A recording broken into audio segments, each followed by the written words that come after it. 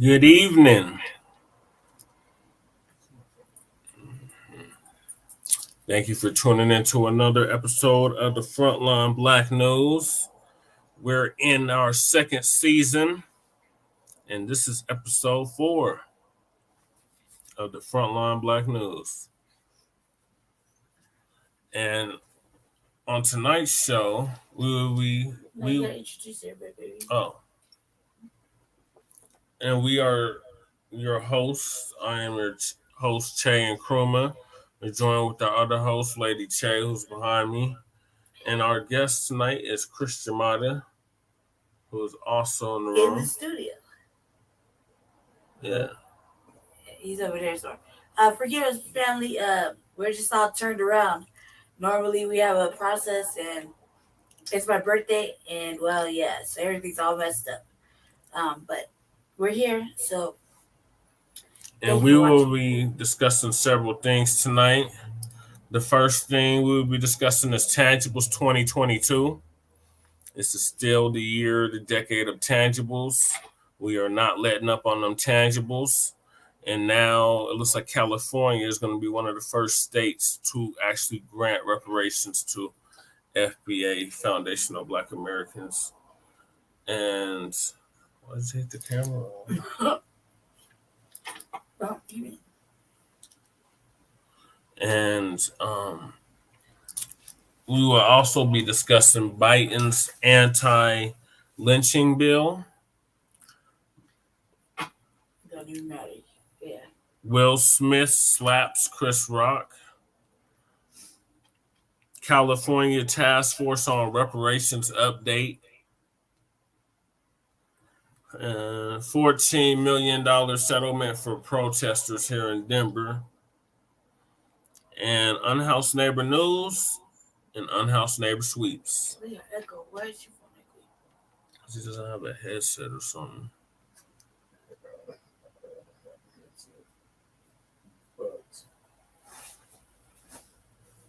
Hold on, we're having technical difficulties.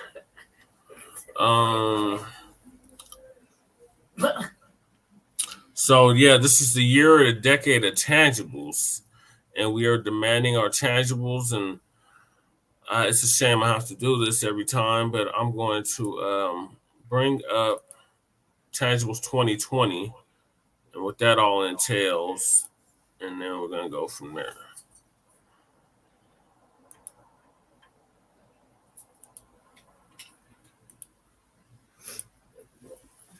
Okay. Can everybody see that? Yes.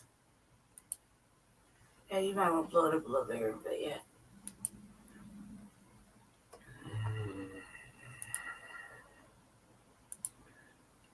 How's that?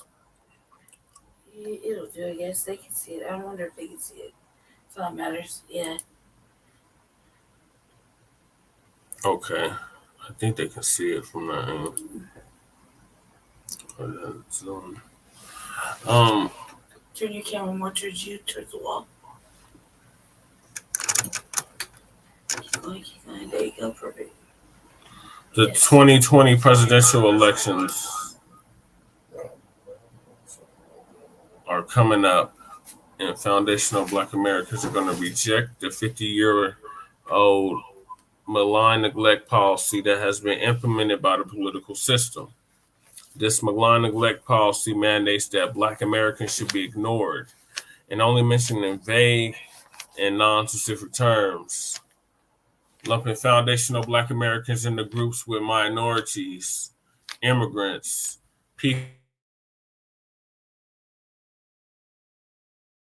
Americans as a group, while providing tangible benefits for other groups. In this midterm cycle, Black Americans are going to insist that our needs are specifically met by politicians who are seeking our vote. Foundational Black Americans want tangible benefits, specifically for us. We do not want trickle-down, secondary benefits that are provided for every group. Every group has not been systematically marginalized and disenfranchised in every area of society as foundational Black Americans. So we refuse to be lumped in with groups that often assist in the exploitation and disenfranchisement of Black Americans. So politicians must offer tangibles, specifically the foundational Black Americans, or we will not vote for them. Be sure to spread this message far and wide on social media using the hashtag Tangibles2020. So we've done that. We've been doing that for the past 2 years. We've been spreading that hashtag all over social media and getting the word out about them tangibles. So any politician that's seeking your vote, including myself, demand tangibles from that said politician. The days are over of us just voting just to be voting, or because the white-owned media told you to go out and vote, or they scared you to death and forced you to vote. No, vote because you have an agenda and a cause, and that cause should be Black liberation. And anyone have any thoughts on Tangibles 2022? Don't do it because it feels good. Do it because it's something you need right now and it's reasonable. And they give you a reasonable time frame. You know, they're always saying like, we're gonna do this, we're gonna do that, and it's never at a reasonable time frame. The point of tangibles is like right now for us, not something our children's children are gonna have to work for. You know, those days are long and done, over with. You know, so in those symbolism, they think that just because they put something Black that relate to us as a reason for us to go for it, don't fall for the okie doke. That's all I say. All right.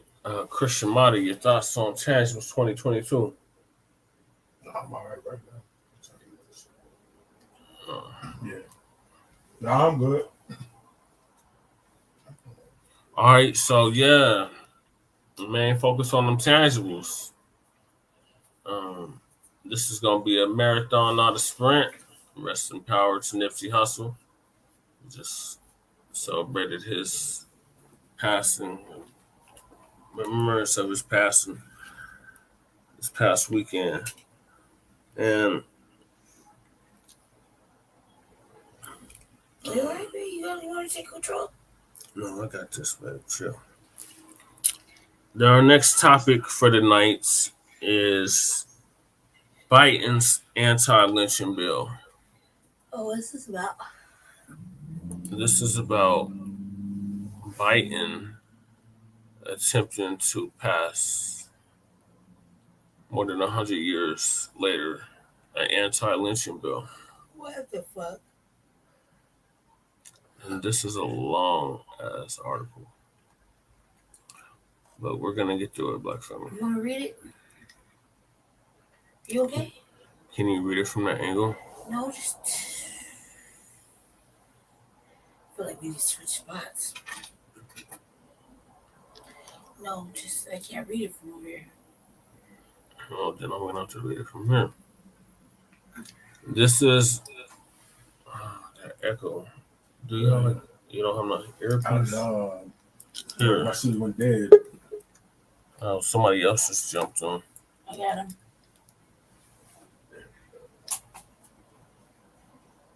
Sorry, Black family, we're having technical difficulties like I stated earlier. Okay. That's better. Uh-oh. Like this. Is that you? Is that Peace, brother.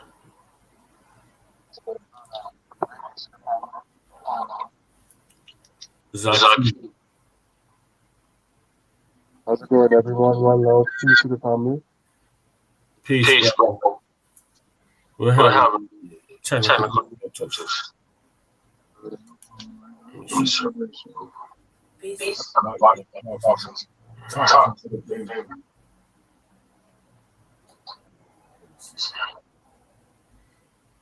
Okay.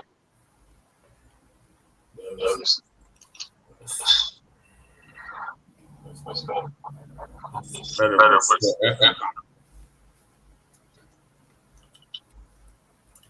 Do you hear me?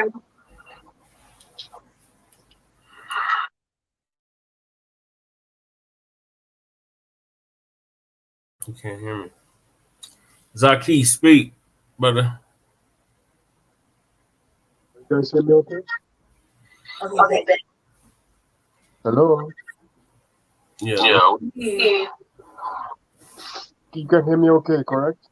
Yeah. Yeah. Okay. Yeah, I was just saying one love to the family. Greetings. Thanks for having me on the show. Appreciate you.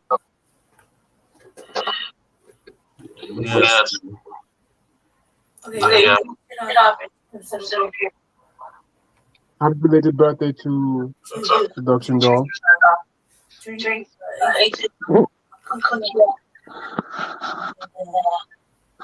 You're already out, right? Yeah, he's already out. So I don't know what the echo is. It's from Zaki. He just muted and it stopped. Okay. Yeah, I was just saying happy belated birthday to the Seduction Dog.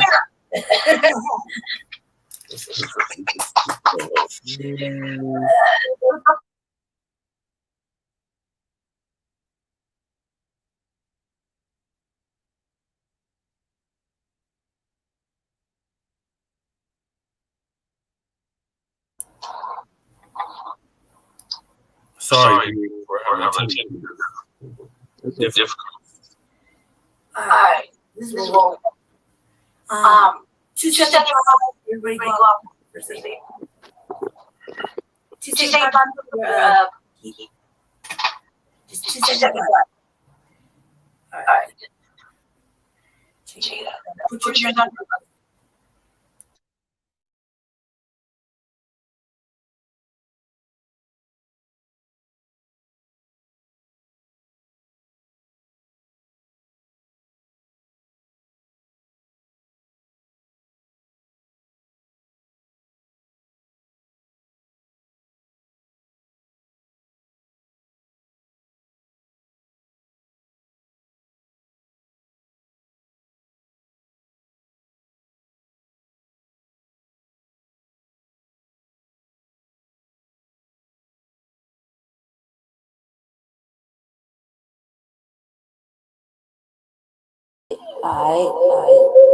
Nope. But too many devices. Okay, so let me try let now. us exit out. Sorry, Zaki. Stay muted. Okay, so let us exit out. We're out. Peace. I'm already out. Peace. Okay. Leave studio. Yeah. Okay, now, you take this chair. Okay. And you sit next to her. No, you sit next to him. What? Why? I'm gonna just sit right there. Why? Stop making it difficult, goddammit, Jesse. Here. I got time for this shit. Here, take the chair.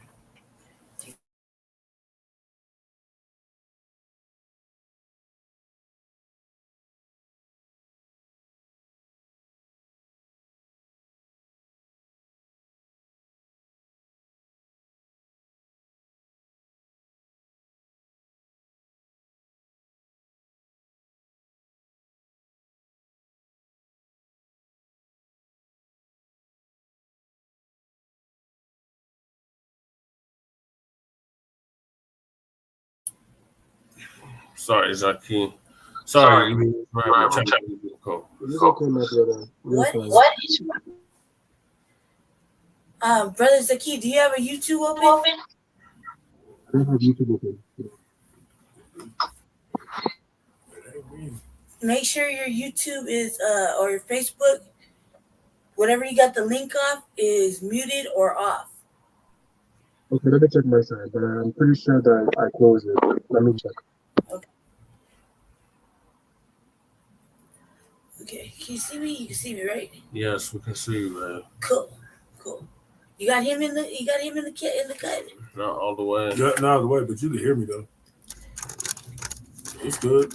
Yeah, it's good. Cause I can just. You need to be you're a guest. Just act accordingly. Okay? You're not going to be coming over here no more. You're going to be weirdo. Oh, this is being recorded. So. Yeah. Sorry, viewers. That's what I do.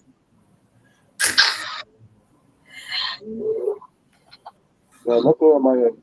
Facebook is like nothing. It's not on. Are you on the computer or the phone? I'm on the phone. Can I get on the computer? I'm on the computer. You better get on the computer. Yeah. Yeah. Okay, let me try to get on the computer. I'll come back later. Okay. 1 minute. All right, sorry, Black family. We're having technical difficulties tonight. It's Lady Che's birthday weekend, so. And it's April Fool's Day, so just let me eat my sherbet in peace, man.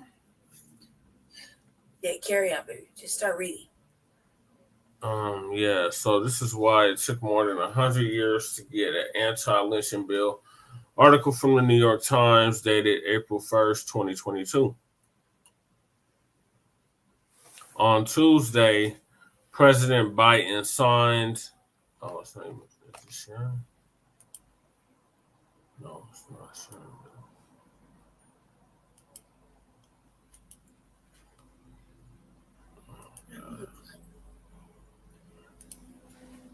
That little legs. Okay, sorry about that. Bad ratchet shit going on over here again. Like, Valley, just let it go. Just let it go. It's my birthday. Okay, now it's showing. Yeah. All right, so on Tuesday, President Biden signed a bill that made make lynching a federal crime. Devised by a group of Black lawmakers in the House and Senate, Tim Scott of South Carolina, Cory Booker, or as we call him, Cory Bussey, of New Jersey, Baby.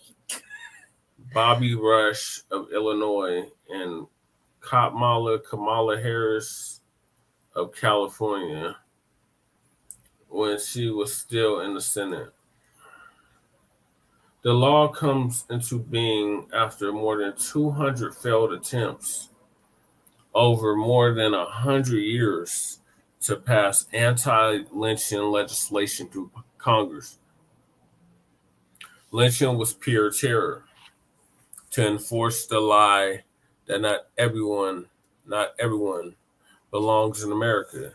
Not everyone is created equal, Biden said, speaking to civil rights leaders. What? He said, is it? He said lynching was pure terror to enforce the lie that not everyone belongs in America. Not everyone is created equal. So he said it's a lie. Yeah. So we're okay. Carry on. Carry on. During the signing ceremony at the White House, lynching is not a relic of the past, said, oh, there's Vice President Kamala Harris. I'm surprised to see they even fucking comment. Racial acts of terror still occur in our nation. And when they do, we must all have the courage to name them and hold the perpetrators to account. Harris' remarks help illustrate why it is activists fought so hard or so long and so hard to make lynching a federal crime. A lynching is more than a violent act meant for a single individual. Past and present, lynchings are meant to intimidate an entire community, to enforce hierarchies of race, in class through brutal acts of communal violence. That's what she said. That's what Kamala Harris said. That probably was an old article. Compared to other forms of terror and intimidation that African Americans were subject to under Jim Crow, lynching was an infrequent and extraordinary occurrence. The historian Amy Lewis or Lewis Wood explains in Lynching and Spectacle Oh no, I'm good. with witnessing That's cool. racial violence in America, 1890 to 1940. And yet, despite or even because of its relative rarity, lynching had a singular psychological force, generating a level of fear and horror that overwhelmed all other forms of violence. Yes, lynchings were barbarous, defined by the extreme and often sadistic violence, including burning, sexual mutilation, and the removal of limbs. Whatever faults and failings other nations may have in their dealings with their own subjects or with other people, the journalist Ida B. Wells Burnett wrote in The Red Record, no other civilized nation stands condemned before the world with a series of crimes so precariously natural or national. It becomes a painful duty of the Negro to reproduce a record which shows that a large portion of the American people avow anarchy, condone murder, and defy concept of civilization. Damn, contempt, contempt of civilization. Lynchings were, by their very design, an affront to the rule of law, and one did not have to have racial egalitarianism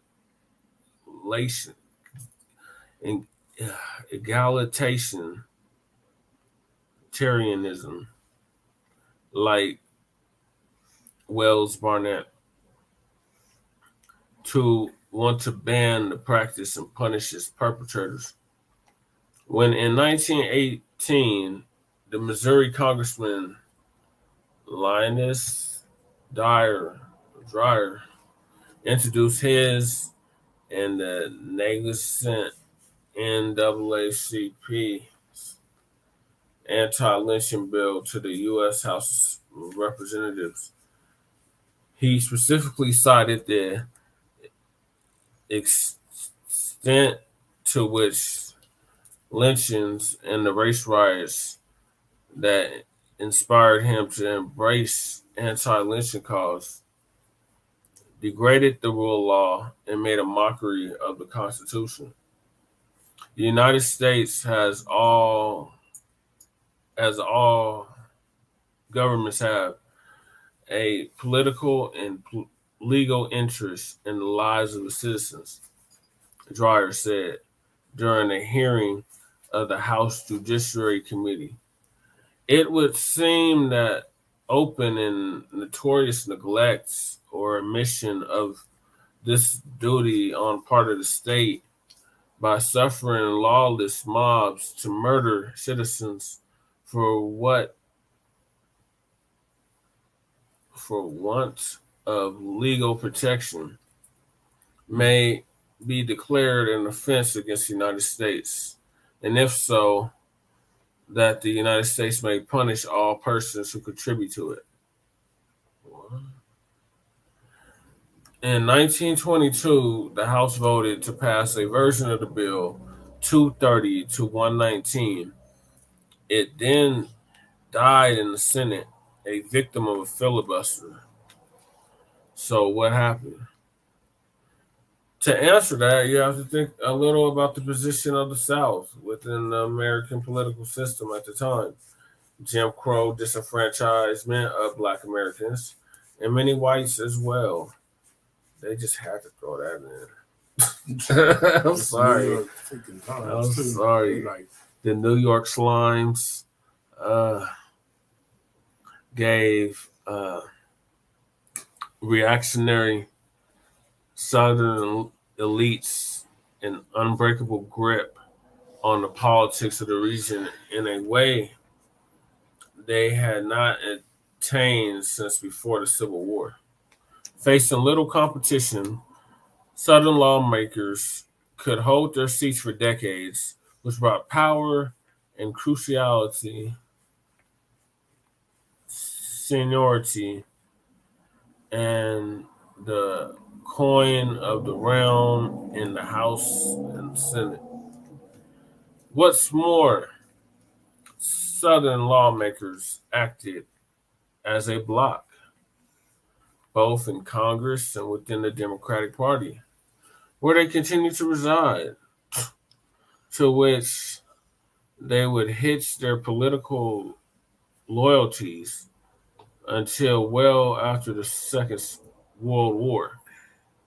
As the historian David M. Porter argued in his book, The South and the Concurrent Majority, the effort of all this was to give the Jim Crow South a kind of veto power over national policy in a way that was not unlike the system of concurrent majorities envisioned during the first half of the 19th century by the pro-slavery theorist and long-serving senator John C. Calhoun.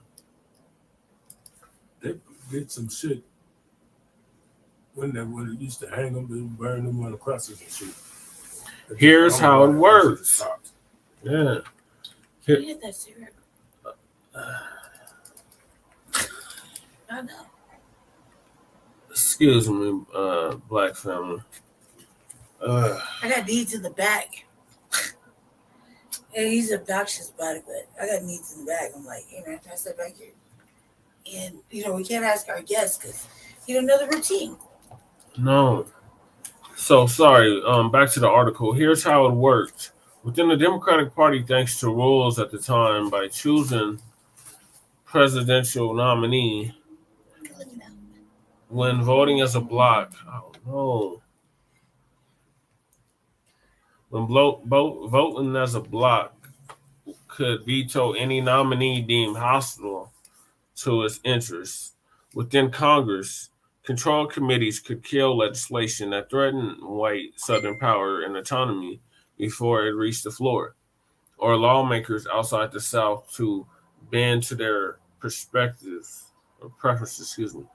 Any bill that somehow survived the House and was strangled in the Senate during using the filibuster, which is what happened again and again to anti-lynching and other civil rights legislation. There is something a little funny here, if you have not seen it already. The reigning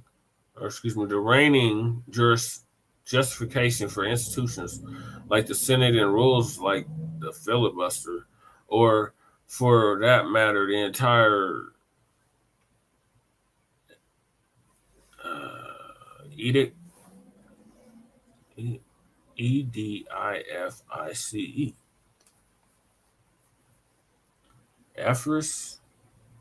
edifice, edifice of American federalism is that they protect the rights of the minority from the predations of an overbearing majority. But it is in the story of the long and frustrated effort to make lynching a federal crime to, in Dreyer's words, protect the lives of citizens of the United States against lynch law and mob violence, that we see the reverse. We see how the American system can and often does protect tyrannical and overbearing minorities, like the architects of Jim Crow, from the only power, the federal government, that can defend and enforce democratic equality across the entire nation. We can survive the passage and signing of an anti-lynching bill. It is a historic accomplishment. Symbolism alert. We should also pause to reflect not just on the long struggle to make the law a reality, but on the ways in which our system itself was the primary obstacle to protecting lives and livelihoods of its own citizens. And now we are joined by Zaki. Welcome back, brother. Thank you. Okay. Thank you. We're just going over an article from the New York Slimes about the anti-lynching bill. So we're almost done with the article. Or we are done with the article, finally. That was a long article. That was a whole bunch of bullshit. Oh, we should also pause to reflect on the long story. Yeah. But on the ways of our system itself as a primary obstacle to protecting the lives and livelihoods of its own citizens. Yeah, that was a long ass article. Okay, so what are your thoughts on the anti-lynching bill, Zaki? From what I've heard over the news, they're making it a federal crime, right? Yeah. I mean, it's long overdue. I mean, yeah, right. That's it says more than 100 years overdue. Exactly. So I mean, I'm actually disappointed in a way that it took them that long to be able to make a bill like that. But I mean, at least it's better late than never.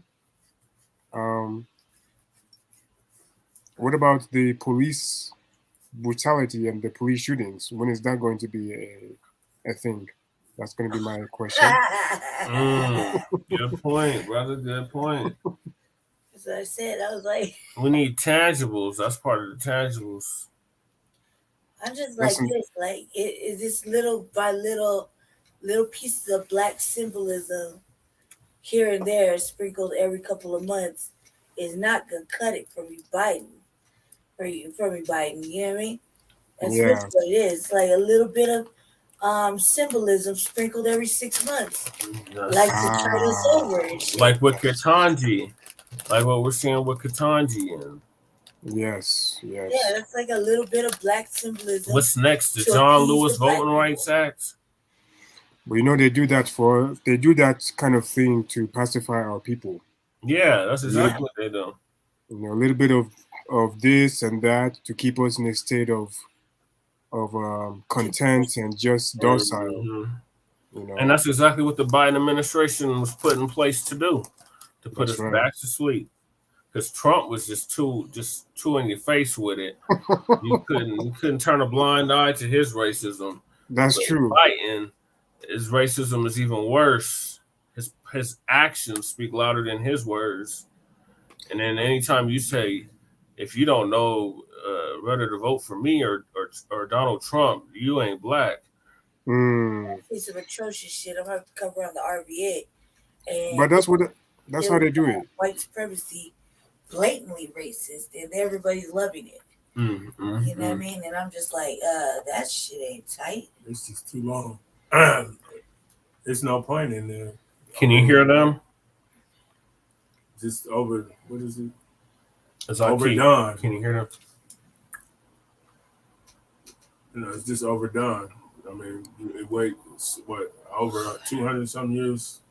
Yeah, at least over 100 years. They don't even since know. the Civil War. I'm like, they kind of just rounded it out. It's like a pointless thing. Like, we're just gonna accept anything. It's just here's a bone, Negroes. I hear y'all keep talking about y'all want tangibles and y'all want something specifically for you. Well, here you go. It's an anti-lynching bill. It's long overdue. Eat that for right now. Deal with it. Shout out to our viewer. Lolo eyeball. That's Yeah, so sad. we're just getting through the anti-lynching bill. Whoever's just now tuning in, that the New York Slimes just put out, and we're gonna move on to the thing of the week at least, or maybe the year. Chris Rock slapping Will Smith. Ugh.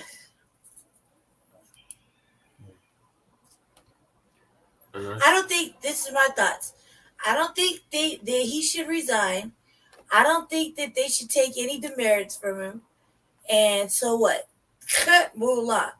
Like, white people do atrocities all the time on fucking TV. And they get away with it. Why does he feel compelled to apologize to the Oscars and submit a resignation and resign? Like, and why are they even accepting it? It's Will Smith, for fuck's sake. He's like one of the very few wholesome black actors we got left. Well, let me come in because Rich ain't got no drug problem. You know what I mean? He just got out of hand wife. the fact that a black man slap another black man on national TV in front of the entire world, I On mean, white that's basically that's like a slap across the world that was heard. Mm-hmm. on You white know, television though, Zaki.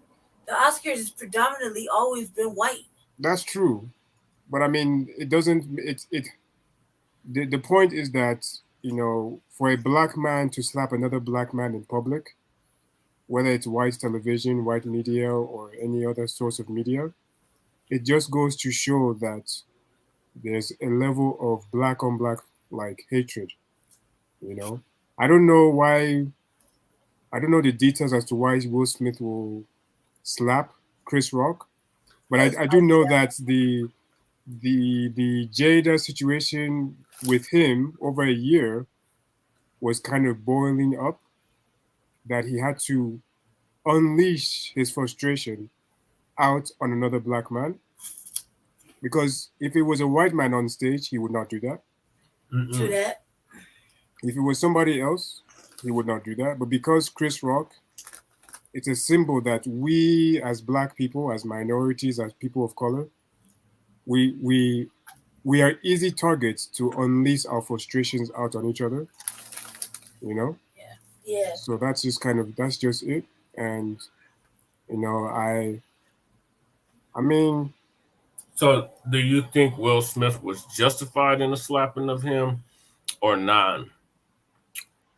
there is Not no justified. justification. There is no justification of him slapping Chris Rock, but there was, I believe, and I cannot prove. Um, I think it was leading up to that, with the situation with him and Jada, especially all that was going on with their marriage. And I can list a few right now if you like. But with Jada, I guess hurting Will Smith in a way that She shamed him, man. Like for they real. exactly like. She I been mean, shaming him though. Like she been just like really shaming him. Like hmm, it's a sad thing for us as women. Like I look at her like, man, you really giving us a bad look because you disrespected your husband so many times there you in go. the wrongest ways. Like she Hmm. didn't even try to keep that behind wraps. Like Ah, behind yes. the closed doors, like Yeah, with that where they table could talk shit. solve their own problems privately, you know what I mean? There She you shamed go. them on television over and over. Not television news articles, magazines, whatever, you know what I mean? And she talked about when you talk about private things that go on in intimacy with your Hmm. husband, It should you're be not private. just shaming him, you're Hmm. just you're emasculating him. Thank you. Mhm. You know what I Thank mean? you. So you're like you're really giving women, married women, a bad look. Like check it out. Hypothetical, right? I'm married, right? Let's say I'm married, right? We're not married, but let's pretend. We got a small group of friends, right? Small group of friends, like a handful of mutual friends, right? I might tell my sister some really fucking crazy shit, and we might giggle about it. He might tell his best friend some really crazy shit.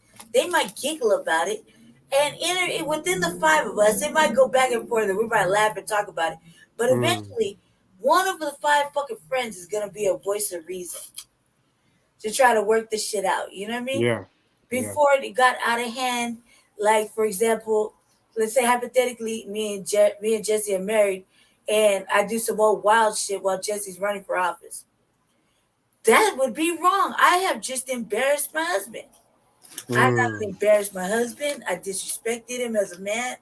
I shamed him in public by talking about private things that nobody and their motherfucking mama has a right to know about. I agree. They let everybody else to mock him too. It's one thing she disrespected him. It's another thing the whole world's been disrespecting him.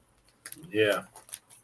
And Will Smith, I know there was a time where Jada was having a thing or two for Tupac. And maybe Will Smith had a moment where he wanted to prove like his bad man, like his badness to Jada. Like, oh, let me get in front of stage and slap a black man. Like, that's bad Will Smith. I think he was trying to make her feel better at the same time. I think he was trying to release a little bit of that frustration. Yes, And because he's a man. No, men have feelings. Go ahead. Who was that? He said people made remarks about her too much that was the boiling point. Yeah.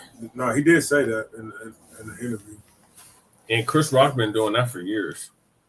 But then why would Will Smith be crying for 5 minutes? Oh, I'm sorry, it was wrong. And like if he was man enough to slap Chris Rock in the public, right on stage, he wouldn't have slapped anybody else. He chose a soft topic. Like, what if that was 50 Cent was clowning? He would not. If it was a white comedian. Yeah, if it was a white comedian, he would have not. He was big and bad. He picked a soft target to direct anger. Exactly. I mean, Chris Rock is not going to do anything, as you can see, has not done anything yet. He said he ain't pressing no charges, and he's not looking into getting him kicked off of the academy. Which to me is a bit strange because as a man, somebody slap you in front of the entire stage, and you're not gonna press charges. That video, I mean, that's gonna be. I want to press charges. I beat his ass after the. I'd be like, all right, cuz wait till we get done with this shit. I mean, we'll talk about this after the show. And I just kept it rolling because maybe you don't want to call the police, but nobody did nothing. Yeah, that's. Where's the security? Where's everybody? And he was kind of like. I feel like, look, we can't take all of his side because he's acting like a real bitch. Because you had oh boy, who was it? Denzel Washington. You had Tyler, what's his name? Perry, right? Tyler Perry. Everything console Will's feelings and shit. What about Chris Rock? No, nobody talked to Chris Rock like. Hey, buddy, it's gonna be all right. How that slap feel? You know what I mean? Is your face heated? I mean, Chris Rock is the man. I would just be like worried about my image 10 years from now. Like, wow, that if I was the TVA said the image. You just allow that to just like pass. You can't give somebody a pass like that. Yeah, I let Pastor come after the show and I whoop that ass. Like, you gonna hit me in front of everybody? What? I mean, yeah, exactly. Like, why are you gonna slap? Like, I mean, I admire Chris Rock's like maturity. He handled that situation very well. He was able to still be composed and the show still go on. After he slapped him, and then turned around, looked at his wife, like, "Say what you made me do," and just stormed off. Would that be acceptable? He smacked. He smacked him, but like now that you see from that angle, And then Will Smith was This like, more hurtful. Like Yeah, he slapped he the kind of shit out of him. stumbled a little bit. Mm-hmm. But You you see that see, you face? see Chris Rock get ready to draw on his hands, dude. Yeah. You know what I mean? Like yeah, but that's the he kind of. talked to her. That's what happened. But you see, that's the kind of stuff that's unreal because He hugged that's Hollywood stuff. If Yeah. that was real life, like regular people like you and me, there's no way I would just slap somebody and then just go back to my What did he seat. say? And What did who say?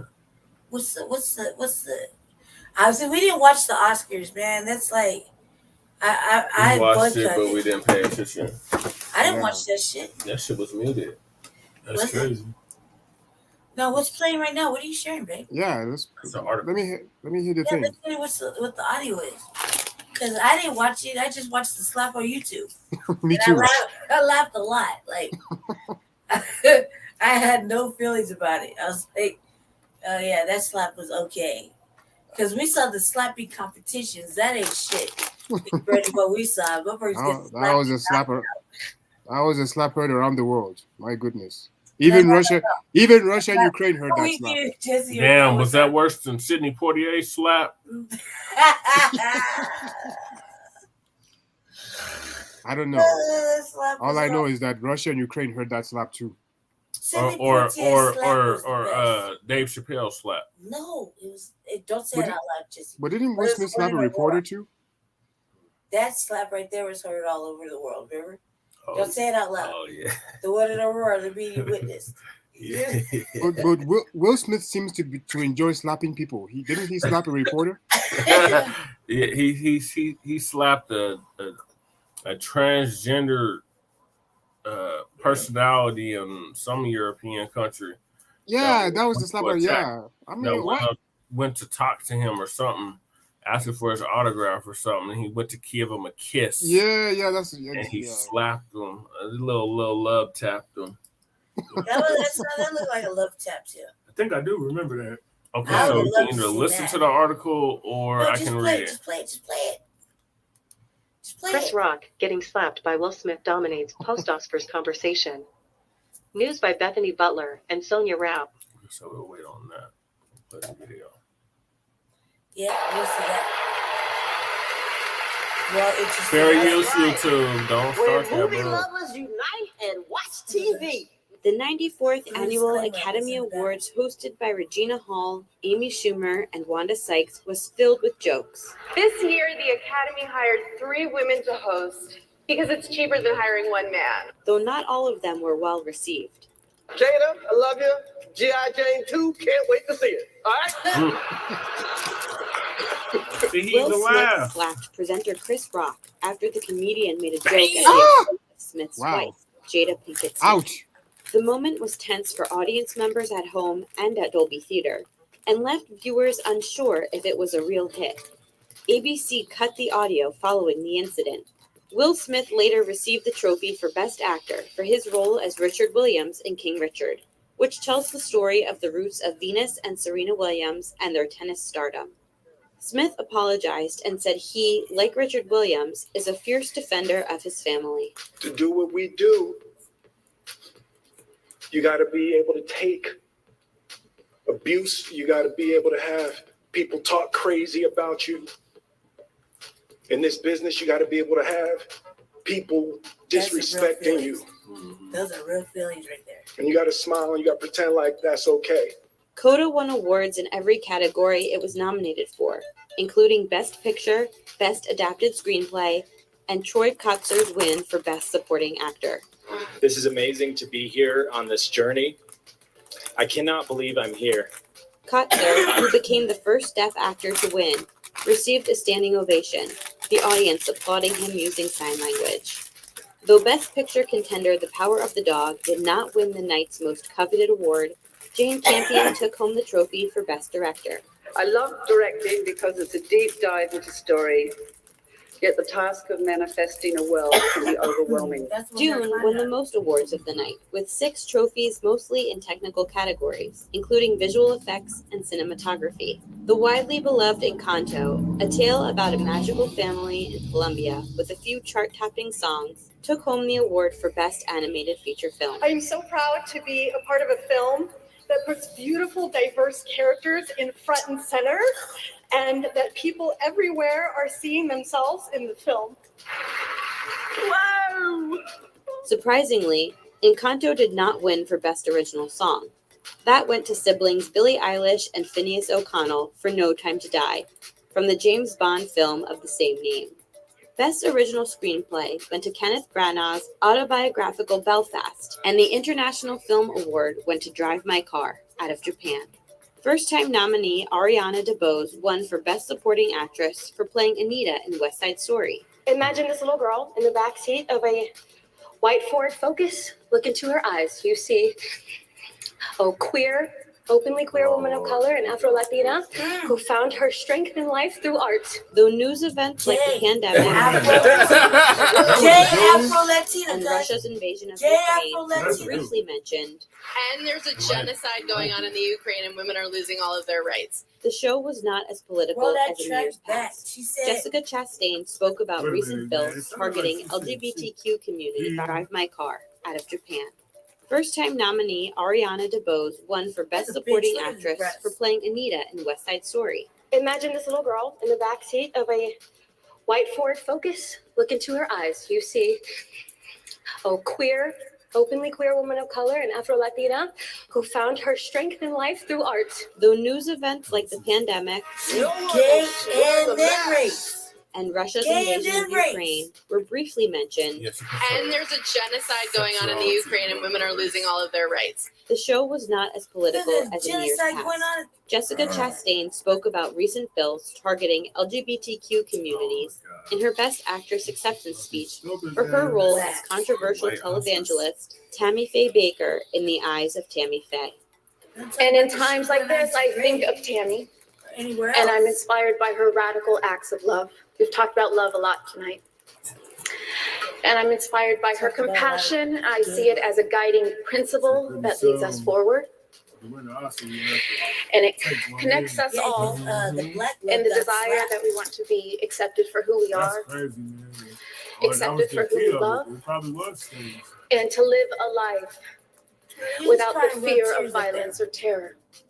You can hear it in his voice, dude. Like, he was having real choky moments. You know what I mean? That's just yeah. We went to the streamer.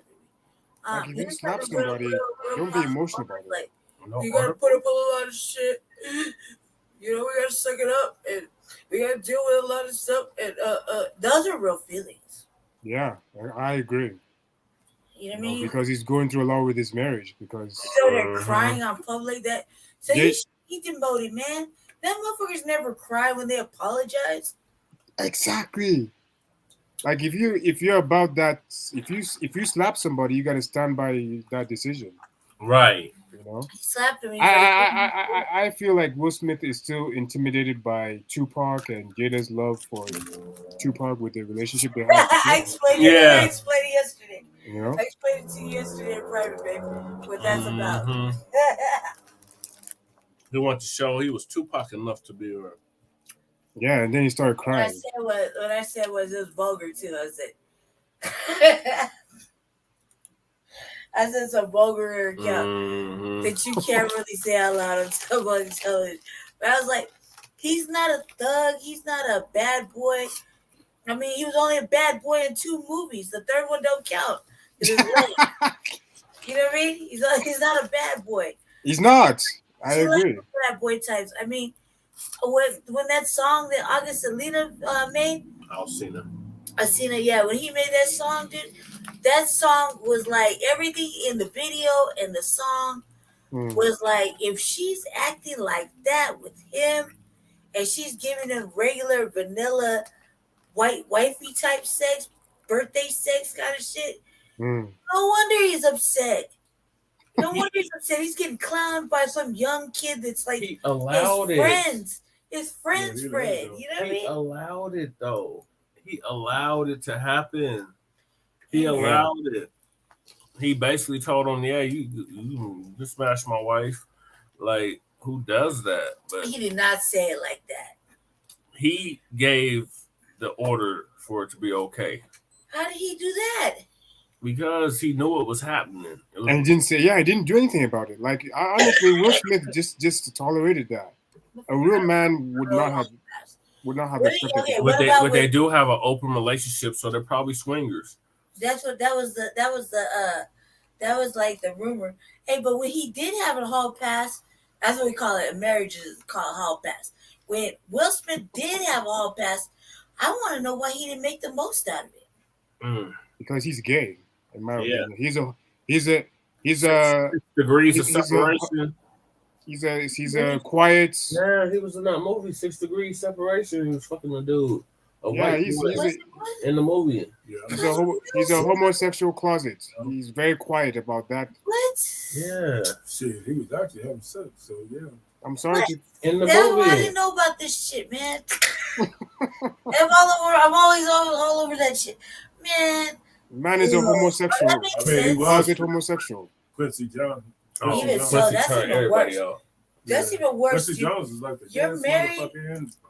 You're married, and you're a woman, and your dude starts sleeping with another dude. That's ultimate shaming right there. Like that, he would have won right there. Facts. He would have won from what all the shit she did to him. All he had to do was do one little gay act. And that was a wrap. Her shit would have been over with. She could never hurt him again. Facts. You know what I mean? Because that right there, that would hurt my soul. I would probably beat the living hell out of somebody like that. I couldn't be like, I didn't know you were gay. You should have told me you had these fetish, freaky, weird feelings. I would have never been with you. I don't want no weirdo like bisexual, confused individual with me. I'm not worried about a woman and a dude all the time. I'm already feeling insecure. Looking at the water. Women don't want to deal with that shit. No, Will Smith needs to just come out of the. If Will Smith can come out of the closet and say, you know what, I'm a homosexual, I think the world will still accept him as. Will Smith. He's Will Smith. Facts. Nobody will crucify him. If he did a movie already, they already did accept him. Huh? I think Jada is. Yeah. That was the first movie he did? That was his first movie, 6 Degrees of Separation. And he was gay? Yeah. He was. I watched that later. No. I missed that shit. I was like, what? I didn't even know he did a movie where he was gay. Yeah, Does that make sense? Because, ever he got since caught sleeping with the white boy. Yeah. Ever since then, dude, he's been making which was actually real. Like movies where he's either has a female co-partner or no co-partner. Think about it. Okay, so think about this. Jada is his beard. What the fuck is a beard? With Stedman to Oprah. Nah, if she's that way, she's definitely not happy about it. She got major resentment towards him. Like, the way it looks like this from a woman's perspective, she hates him. Like, she must hate him really bad to be putting him through all that. Like, yeah, Jada, as far as I'm concerned, Jada is one of those ladies that likes bad boys. Yeah. I don't know if you were aware, but one of their kids was wrote a letter saying, "Oh, I wish Tupac was alive because Tupac would make my mom happy." Oh, the Black Authority showed pictures of them. Yeah. Jada with Tupac and Jada with Will Smith. What did she look like? She looked happier with the Tupac? She looked happier with Tupac. Obviously. Yeah, that's why I'm saying Will Smith has a level of insecurity. He can never be like Tupac. Well, I think that if she threw it in his face all the time and she made him feel like less than or insignificant in comparison to, yeah, of course he's going to feel that way. She didn't make him feel like he was special enough for just her. Like he was good enough, even though she chose him.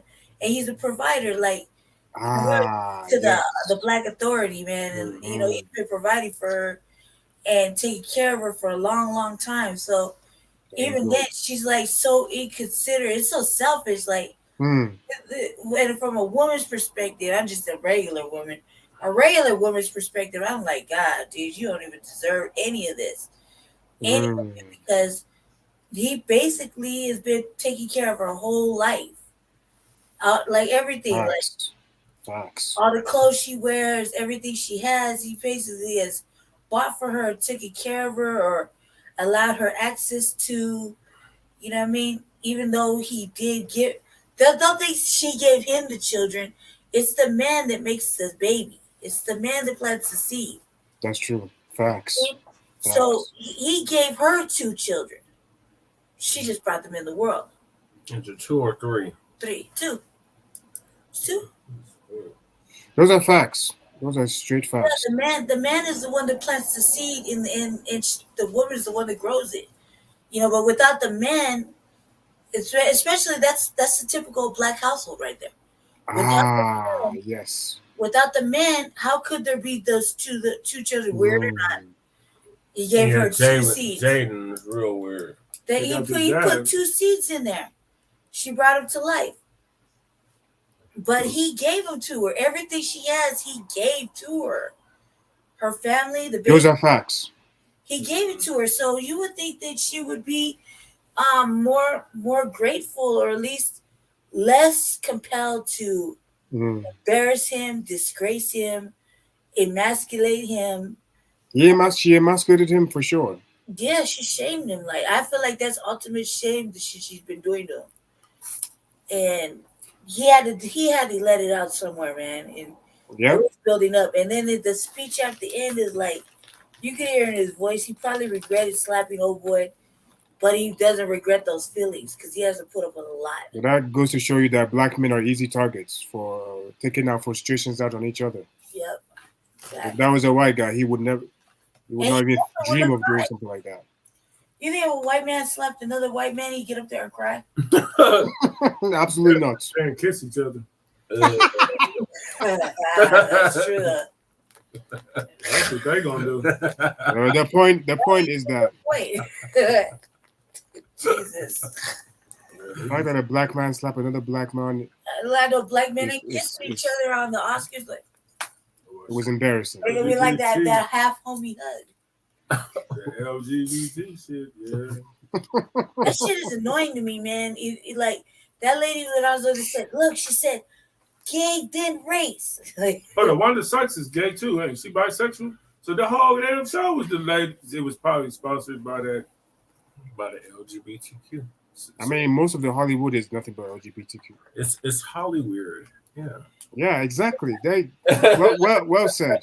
It's Hollywood. I wish Shabaka could get on here and tell us how much a shit show that is.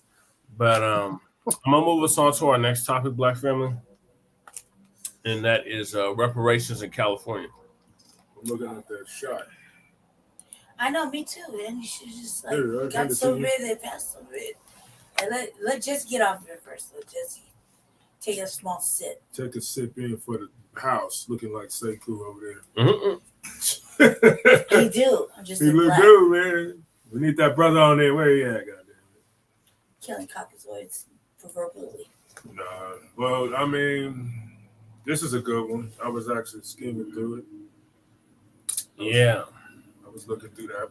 Take a sip because it's my birthday. I actually looked on the phone, and I was actually looking. But it's just, again, man, for you, I know I'm like jumping the guns and shit. But I know before you read that article, it's kind of funny that California is trying to make history and being the first state to actually try to give blacks reparations. But yeah, California is the trendsetter. Well, yeah, especially when it's getting ready to be destroyed. Exactly, we're gonna take a shot for my birthday. It's my birthday. But we gotta Jesse gotta come off camera first. Just like, I'll take your word now. What's my birthday and put a big slap down for freaking Will.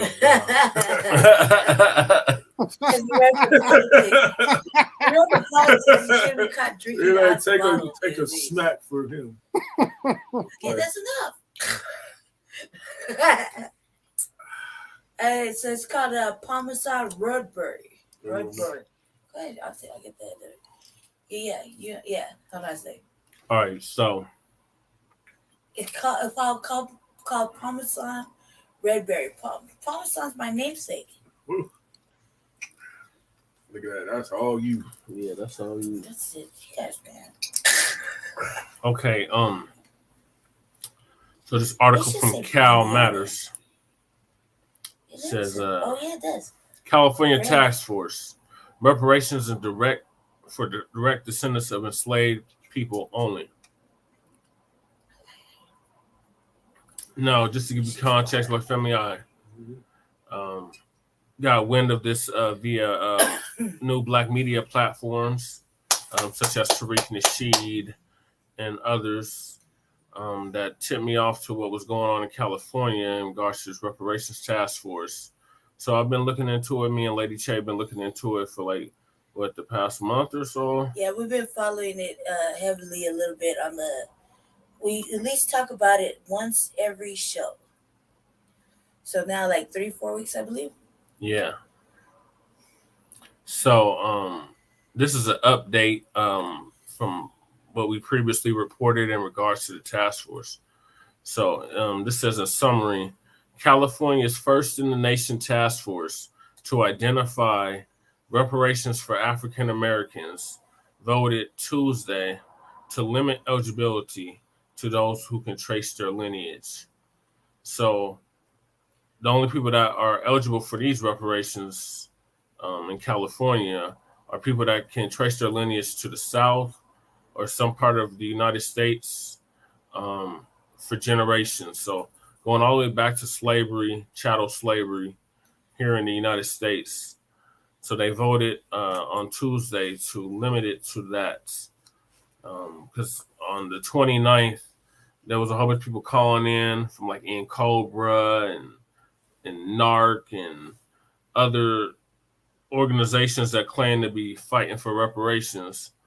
But it's been the new Black media that's been sounding the drum on this and beating the drum on this for the past, I'll say 5 years. And that has not been recognized by the mainstream. But here we are, California. So I ended up calling in on the 30th, which was Wednesday. And I was going to play that video before I got to the article of what I said at the task force. I think this is it right here. Can you see that, Zaki? I can. No, I can see the article, but I can't see the video. Okay, let me do it. Now I can see the video. Okay. I think this is where I'm at. If you were colonized by the Spanish. Yep, that's where I'm at. Is that you? Yes. That sounds like you. This is going to be good. Play this one. I need to hear this. It's time that they pay.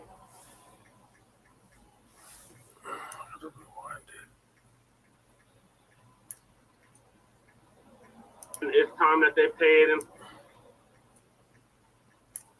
Okay.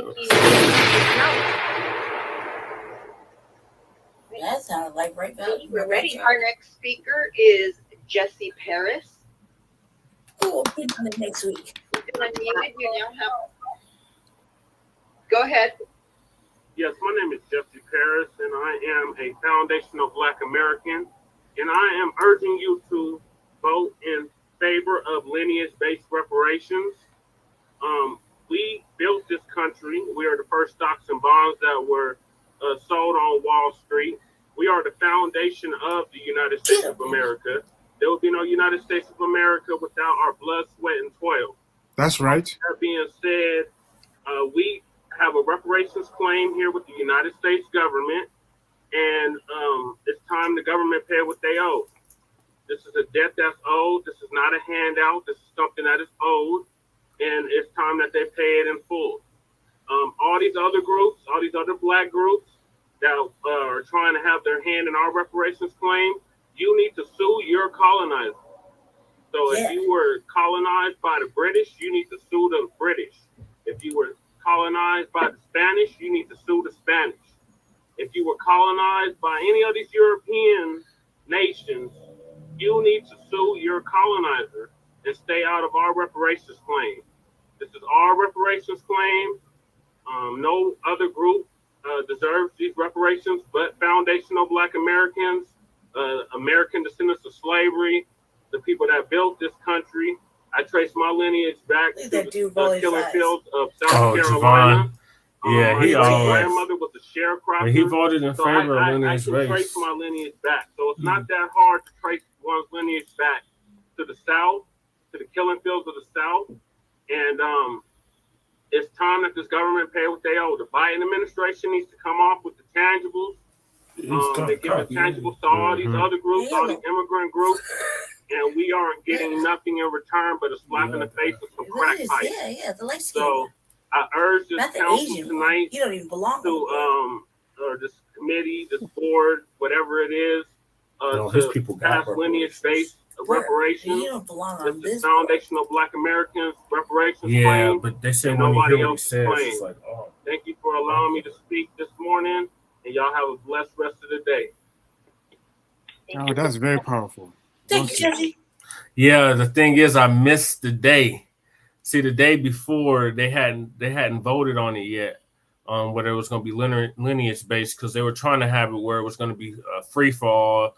If you're Black and you just so happen to live in America, even if you got here yesterday, you're going to have access to the reparations, and they voted against that and voted to make it lineage based. I feel like that's good.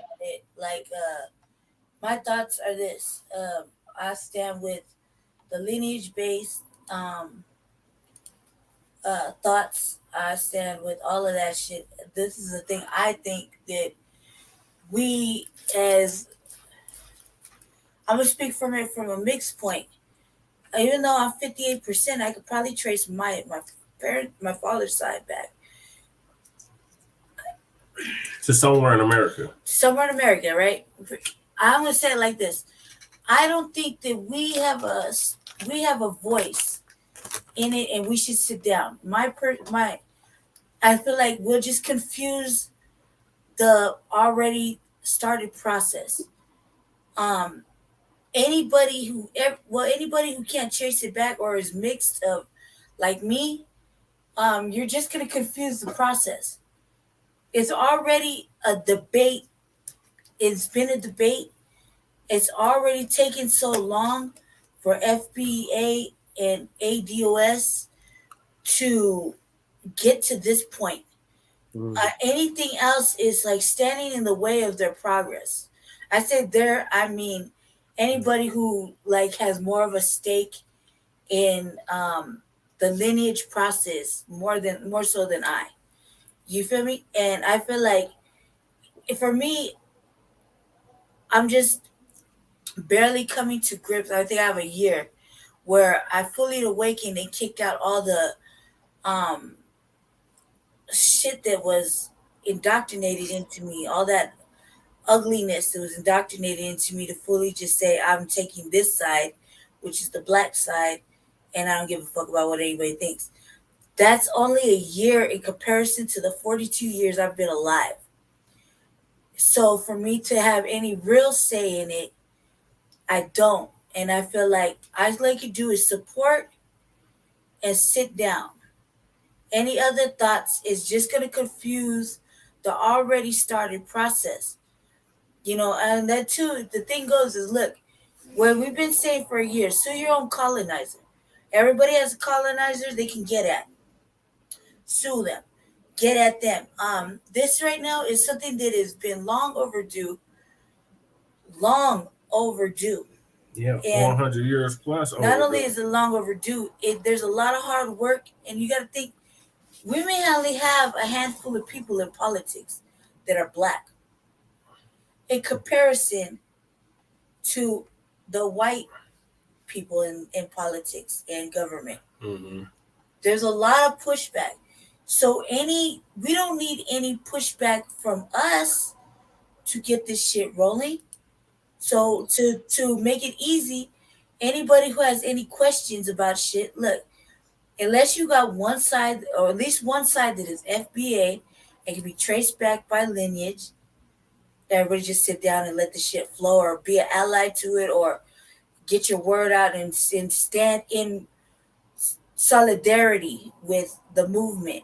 Right. Again, if stand in solidarity with the movement and sue your colonizer. Yeah, if you're not in solidarity, sit the fuck down or don't say shit at all and stay out the fucking way, because it's really a hard thing already.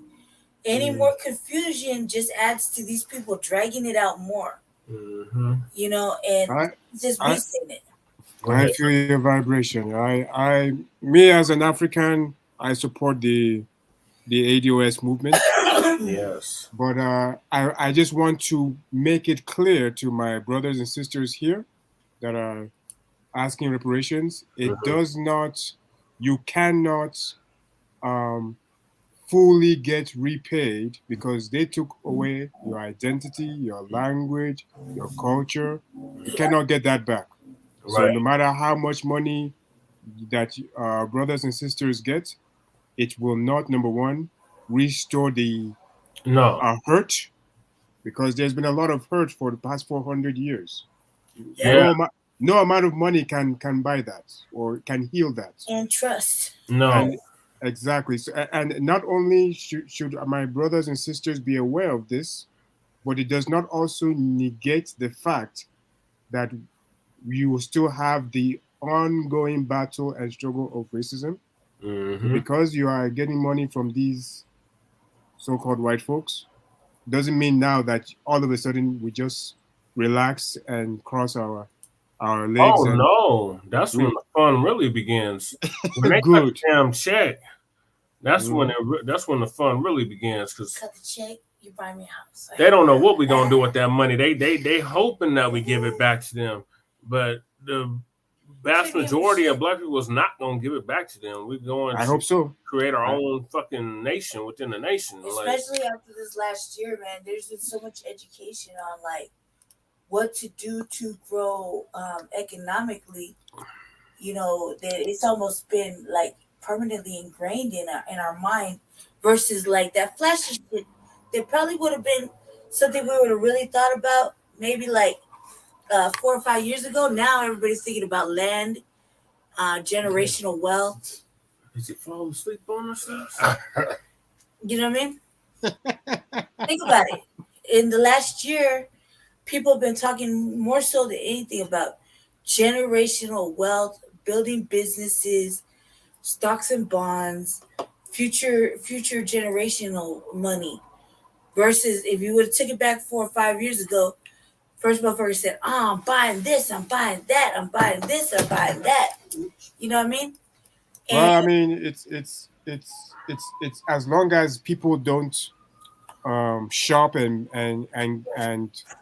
give the money back to the people who gave it to you, because you know. Well, here's the thing, that only comes up with us. When the when the so-called Native Americans, I say so-called because there's a lot of $5 Indians running around here. when they got their reparations, what? That's the light over here. Here. You know, so serious. When they got their reparations, there was nobody saying, "Well, what are they going to do with the money?" When the Japanese got their reparations, nobody was saying, "What are they going to do with the money?" When the so-called Jews, some Native Americans didn't get the reparations. Some are still waiting for the reparations. Yeah, some, but I'm talking about of the 150 recognized tribes or whatever, federally recognized tribes, they got reparations. And the records got mixed up for a lot of us FBA, Foundational Black Americans, because our classification changes every 20 years. That's true. That's interesting. That's a very interesting point that you say. A very interesting point. You know. Well, go ahead. So we're saying here on Frontline Black News, Sue, you're a colonizer. Like your family's from Nigeria, right? Yes. So who colonized y'all? The British. The British, yes. So join with CARICOM and sue the goddamn British. I like that. I like colonizer. that. Like I was just reading something earlier about Jamaica suing the British. UK. Yeah, the British. That's good. So that's the movement. So wherever you at, Black, sue your damn colonizer. That's right. And if America can be the beacon of hope for the whole diaspora, so be it. we get reparations 2023, and then the UK comes off reparations for Jamaica in 2024, and so on and so forth. So be it. But like I said, this is gonna be a marathon, not a sprint. We are not letting up on this. It's gonna be a whole generation-long fight. This guy is a very powerful revolutionary leader. This is great. I appreciate, mad respect for you, my brother. Thank you, brother Zaki.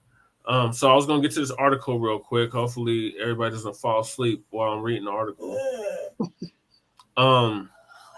More than 6 hours of debate Tuesday. California's Reparations Task Force voted that only Black Californians who can prove a direct lineage to enslaved ancestors will be eligible for the statewide and first in the nation initiative to address the harms and enduring legacy of slavery.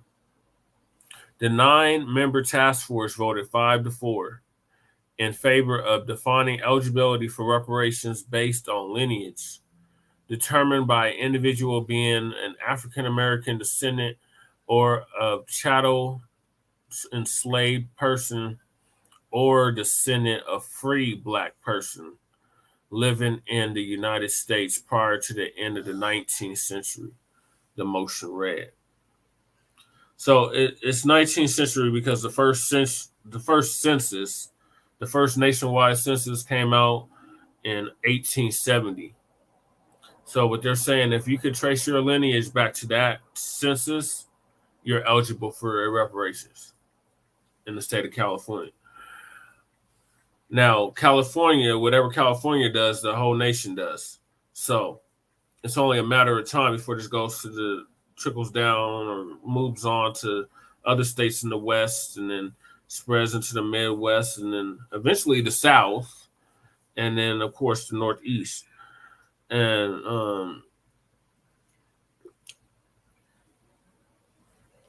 an earlier amendment to the motion pushed for a broader definition of eligibility that would have included all 2.6 million African Americans in California, with special consideration for those with direct lineage to enslaved persons. That amendment failed. Does it say how much they're getting back? What is the amount? They're still working on the figures. I'm a bit nervous about that. We'll see what happens. Like I said, it's gonna be the first in the nation. So whatever they do, the rest of the nation gonna do. So we gotta be on these mugs like flies on stink to make sure they get it right and get the amount right and all that. But this is they're gonna be paying us for generations, yo. This ain't gonna be no overnight, oh, here's a check. No, you're gonna pay us like you pay everybody else. Everybody else receive a check. Why can't we? They're paying non-citizens damn checks every month. They gave gay reparations already to couples that weren't able to get married before it was legalized nationwide. Facts. And if they had a partner that died and they weren't able to pass on the wealth or whatever, they're giving them reparations for that. Facts. Absolutely. Well said. Well said. They just gave $800 million to Ukraine. You see that? You see that? And then not to mention all the trillions they spent on COVID. So they got the money. But what we're saying here on Frontline Black News is they owe $100 trillion for past, present, and future atrocities that continue to put our people through. So we're starting to figure out 100 trillion. Some studies say 20 trillion. Just starting at 20 trillion. Give us a stimulus package. Let us know you're serious about it, Democratic Party. And then we'll vote for your ass. Until then, the midterms, we're sitting that shit out. In 2024, we're sitting that shit out too. So good. Y'all can implode on yourselves. We dropping out of it all together because it's not benefiting us, Black family. It's not. Why should we continue? That's insanity. We keep doing the same thing over and over and over again, expecting a different result. That's right. So here on Frontline Black News and other Black spear consciousness platforms, we are pushing the tangibles message heavy because you want us to go out and vote, and we're not getting nothing tangible for our vote. We get none but symbolism. And to be honest with you, symbolism is getting really old. There has to be more this what we call substance.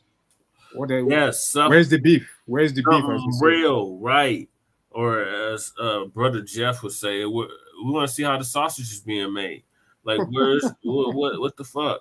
You print all this money, but you can't print us our reparations. Yeah. And this country has a GDP of 20 trillion every year. So they can do installment payments. Okay, well, you'll pay us 100. Okay, so 100 trillion. So you'll be paying us for 5 years at least. 20 trillion every year.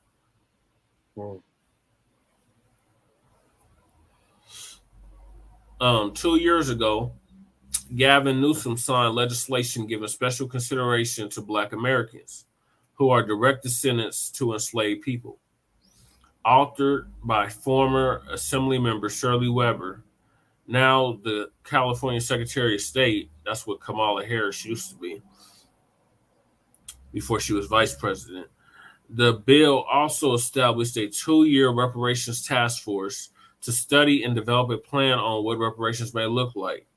So we're the only ones that get told you got to have a goddamn study. There's been a study. They got all the studies. They know what the fuck they did. They just need to cut the check, period. They know what they did. They know what they continue to do. They know what this can look like. They just need to come on with the check. But they want this task force that's going to be around for 2 years to study and develop a plan on what reparations may look like. The task force is expected to release a reparations proposal in June 2023 with recommendations for the legislation. While the scope of reparations will be determined in coming months, many task force members said they expect cash payments to be one part of the proposal, as well as a formal apology. No, motherfucker, fuck an apology. We got that shit 50 years ago. Apology for what? For slavery.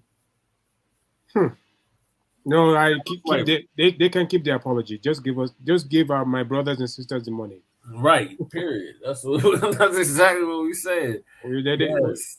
Our brothers and sisters don't need an apology. They've been saying sorry for the past 50, 60 years. Especially if you continue to do the shit. Sorry too. Exactly. It's not a real sorry. It's that means their sorry doesn't have any meaning. No. You know? It's a politically polite sorry. Yeah. It's a PC sorry. Oh, we're sorry for what we continue to do to you. We're just gonna do it again next week when we kill 5 of you. You know so there's talks of like putting in there we need to be classified as protected class, like they do the LGBTQ and other groups. Biden just signed that anti-lynching, but that doesn't specifically benefit us. So they're still not getting the memo. The Democratic Party is still not getting the memo. So we're gonna have to show them better than we can tell them. They can never get the memo. And come November, when they want us to go out and vote for whatever politician they done put in place, we're gonna say the hell with that shit. And then see how they will like that. They can never get the memo. It's a lost cause. The task force said this eligibility determination will help economists tasked with quantifying the amount of reparations owed. Well, I vie for Dr. Clyde Anderson to be present at all of those proceedings. The system that, and Ice Cube, because Ice Cube had a contract for Black America, of which Biden still hasn't met with Ice Cube. Well, no, he only took the only thing he took from the contract from Black America is the Juneteenth thing. Yeah, Juneteenth as a national holiday. So, that's symbolism. Symbolism. Juneteenth, Hip Hop Day, Hip Hop Month, That's symbolism. Tanji Jackson, that's symbolism. We want tangibles. Same thing you give everybody else. That's what we want. This vote establishes and going forward, only those Black Californians who are able to trace their lineage back to enslaved ancestors will be eligible for the state's reparations. Other Black Californians, such as Black immigrants, will not be eligible. And of course, why would they be eligible? The fuck? It should be clear as day. But there was people arguing the day before I spoke that it should be for Black immigrants. And I'm like, what the fuck? How are you going to claim something that was already built before you even got there?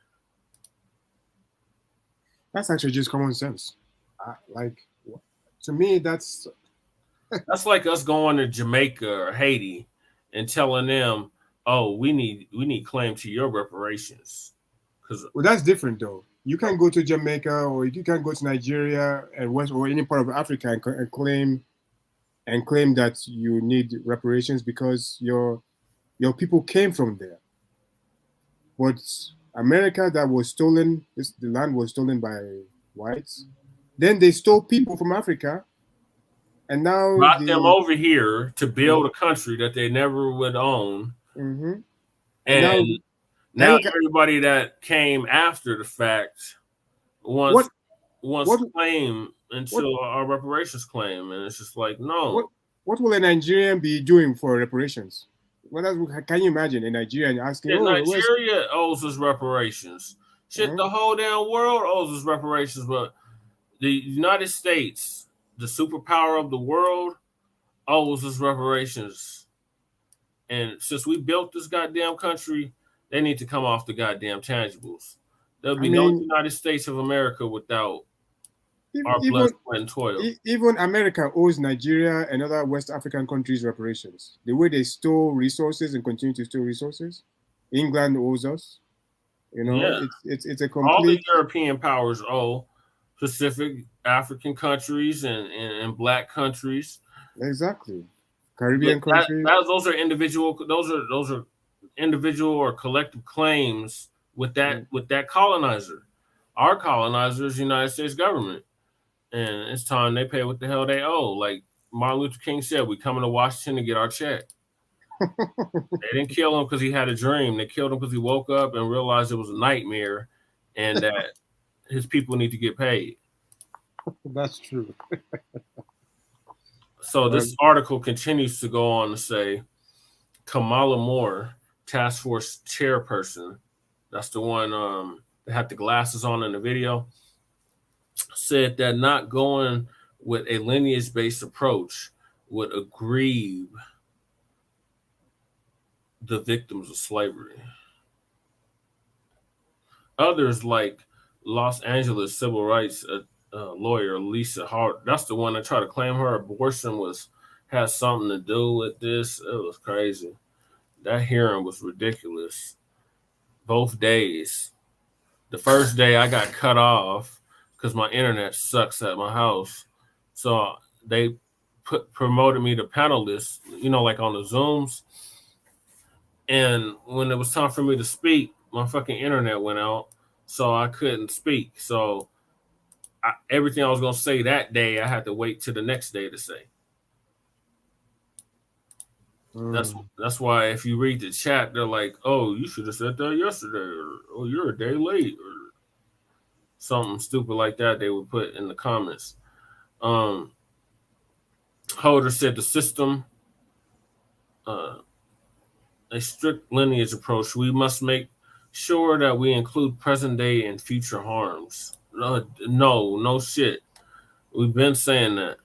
Holder said the system that folks are advocating for here, where we splice things up. Splice things up? No, we have right to this claim. What are you talking about? We splicing things up. Because we're saying that all Black people shouldn't have reparations or claim to our reparations claim. And you have organizations like CARICOM that don't include Black Americans in the reparations claim. So how are we splicing things up? Where only one small slice benefits, really, there's 40 million. It's 40 million foundational Black Americans in the United States of America.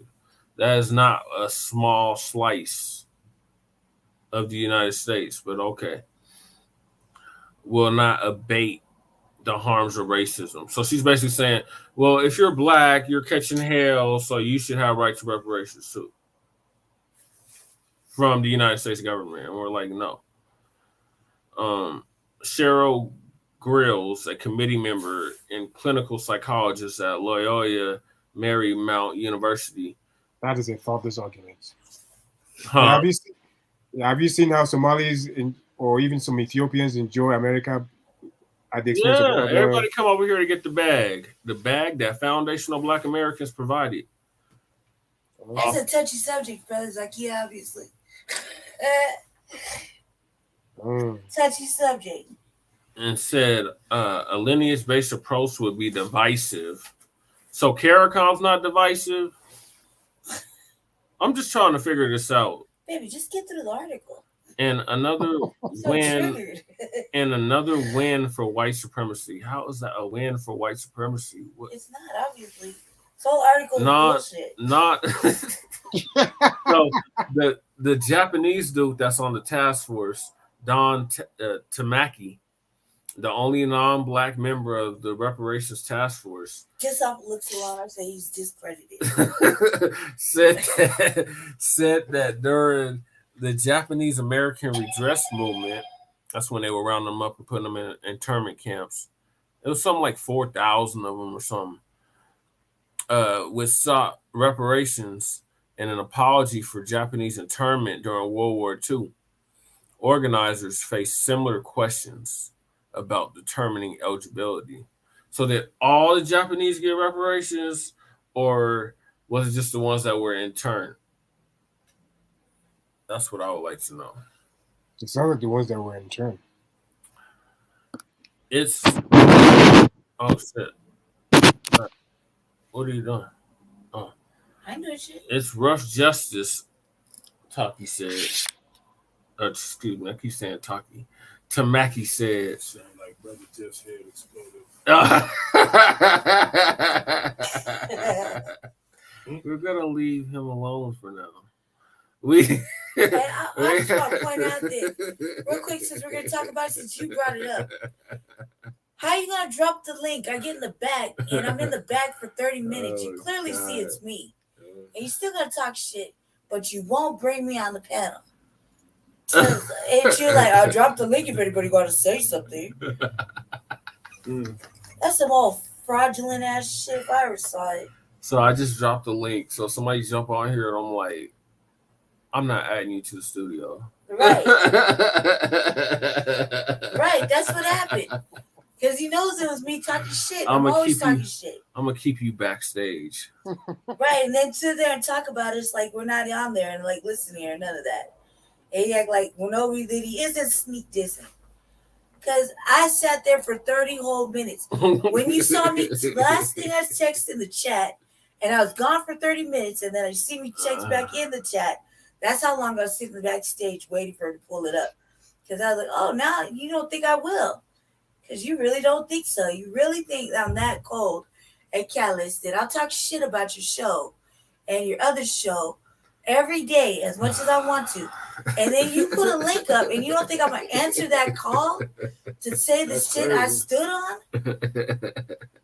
Or I say it's called the coons, or that you acting like a real coon and you only, you revolutionary when you want to be. And you do censor people. He censored me for 30 minutes. He censored you on his actual show. Exactly. He did censor me on the show a couple of times. He said, careful, seduction doll. They might mute you. And he muted me. I can't wait to see his Facebook show. After she told Tate Anderson he got buck broken. Hey, he got buck broken. I said, hey, did they buck break you, cuz? Shake that shit off and put some empowerment back in you. That's what I said. And he made me, it's not my fault. It's not my fault. He was doing it. He did it to himself. I got a paragraph left. Hurry up. It's not my fault, baby. You know it wasn't my fault. No, but this article says, it's rough justice, Tamaki said. We had to exclude groups within our community. Ooh. Practical and very difficult decisions were made. It's good. It's probably white folks. No, this is what Tamaki said about his own people with the Japanese redress movement, with the internment camps and them getting reparations. I'm very aware with that Japanese in the panel. They have to be practical and make very difficult decisions. And then it came to their reparations. He needs to be practical and get off the panel. Right, that works. He is not helping at all. He's not helping at all. Today's decision. That took 40 years already to be practical. Today's decision will mean that a fraction of the state's 2.6 million Black residents, who make up 6.5% of the population, will benefit from reparations. While Black people are a minority in the state, they are overrepresented in the state's carceral system, with Black men making up 28.5% of the state's prison population. Wow. And nearly 40% of the unhoused population. That's sad. Excluded will be Black immigrants in California, many of whom come from East and West Africa and the Caribbean, and make up roughly 178,000 people, according to 2014 data from the Black Alliance for Just Immigration. So that's an even smaller fraction of the state's population. So what the? Oh God! There's a Jesus brother Christ. that was saying, what did he say to me that day? He said, "We're not all African," and I was like, "Well, what genetically we are, but culturally and lineagely we're not." Yeah, we've been far removed. We've been removed from Africa for over 500 years. Yeah, so how are we? Genetically, we probably, even now, probably only have traces. Yeah, in our genealogy, in our gene pool, yeah. Yeah, but the question he was asking. Well, you still have a lot of African blood in you. Yeah. You cannot run. You cannot run from your African identity. So you may have been. I mean, even the African American, Native Americans had the African in them. Yeah, everybody has African in them. Yeah, so I mean, you may have been removed from the continent 400 or 500 years ago, but you're still African. It's just you've been socialized differently. Yeah, because the debate is what is your quantum? I guess your quantum percentage to the continent. And if you look at some of the geneticist tests, you got I got 58%, right? 58% because I'm Black. But if you break down the percentages, it goes 20% Nigerian, 10% Ghanaians. It's all over the place. I'm saying if an African American goes to West Africa today, right, they will know who your people are. They will say, "Oh, those are your people," and you will just fit right in. So DNA is good and all that is good, but just by the blood, because that blood is still thick. That's why you're Black. That's why that melanin is still there. They will know which ethnic group you belong. There's Black Americans that look like they could be in my family just like that. That's how much we look alike. Yeah, the other thing too is part is me being mixed. You can't tell. Jesse said racially ambiguous, right? And so we have to just go off the percentage because of the way I look. And then but my percentages are all over the place.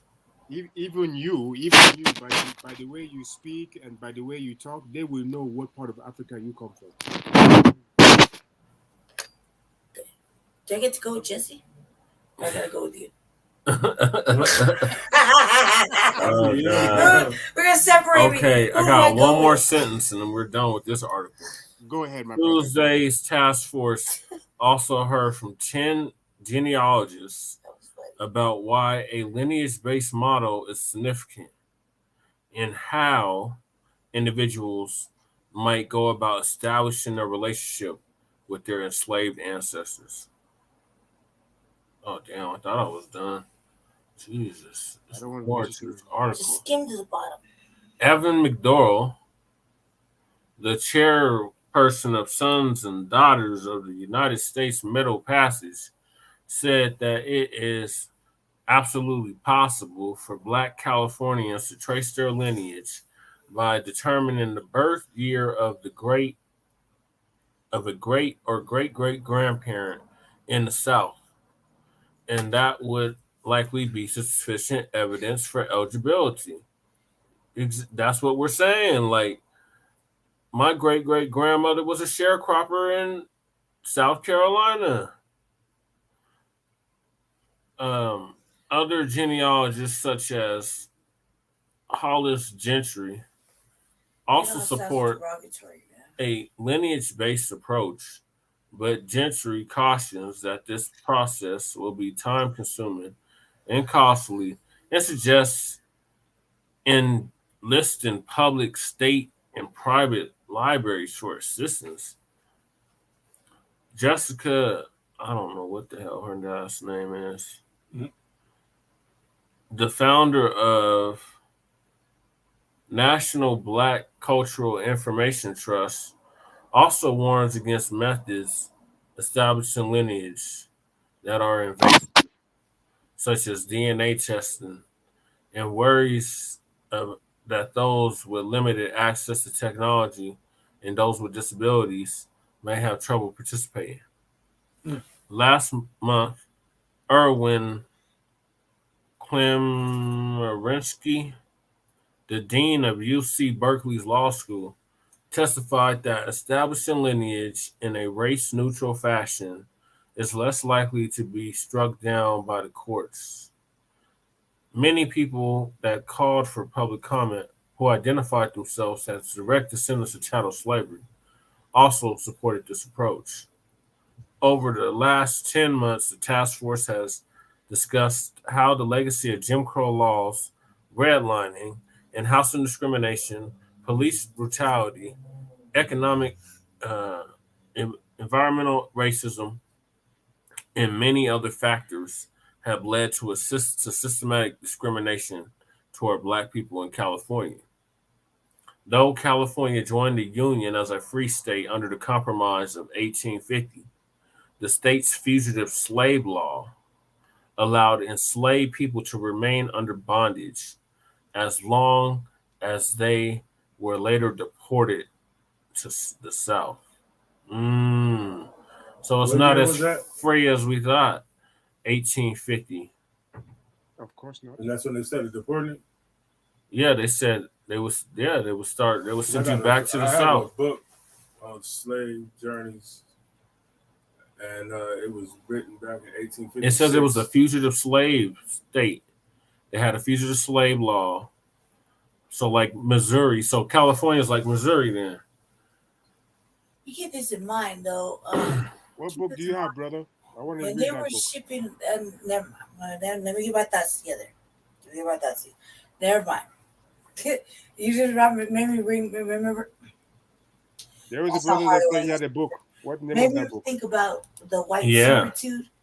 Right? Oh yeah. Right, and when they started to ship the slaves over from England, all the undesirables to fill up the the criminals. All the criminals that was back around that time. Yeah, 1850. To fill up the southern states, right? And they were just shipping over any motherfucker from England. Yeah. They were coming from over there. They were like, well, they would call them up. Some were Swarthy or whatever. Yeah, Swarthy. Right. Yeah.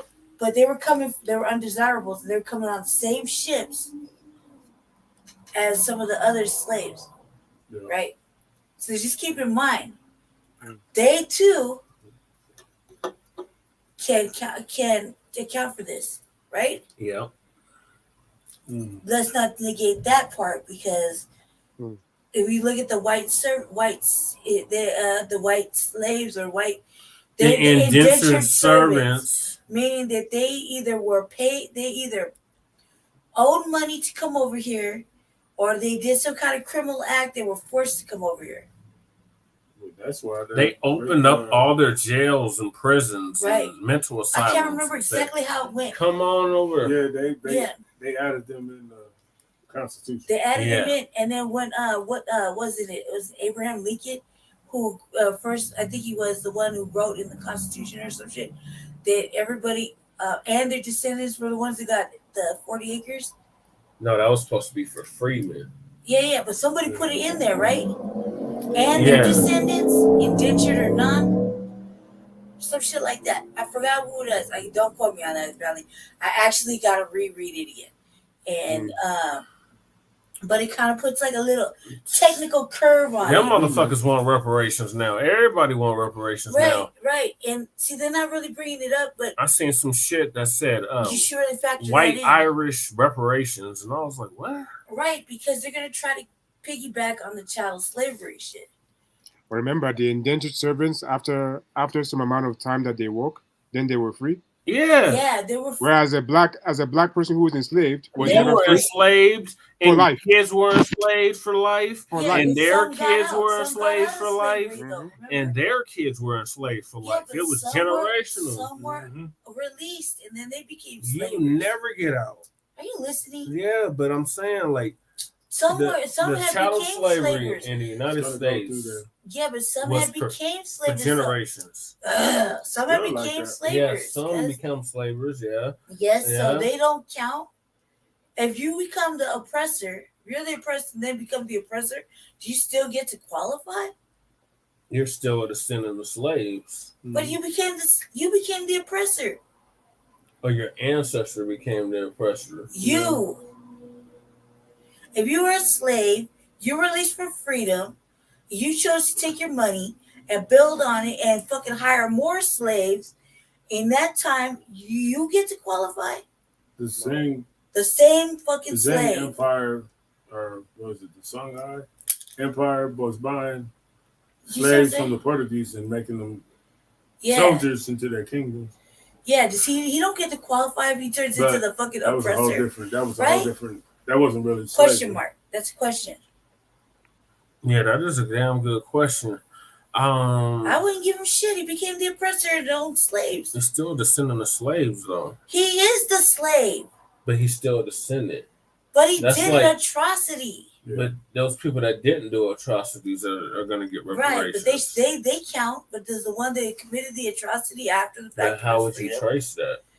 Same way they're tracing everything else. No, they're just saying they're tracing it back. If he's released, he got to file his money somewhere, right? If he released, don't you think he had to buy a piece of land or something for him to be the oppressor? I'm confused. So not necessarily. I'm confused. So are we talking about the Irish getting reparations? No, we're talking about. Well, that's what I was talking about, slavery. and then it went into what we're talking about now, which is if you were released for slavery. if you bought your freedom and then you became a slaver. Oh, like because there were some black people that owned black slaves, which is. Do you qualify for reparations? I don't think you should get it. I don't think so either. Why? No way. Why You're would the oppressor. Why would you own your own brother because you bought you? No.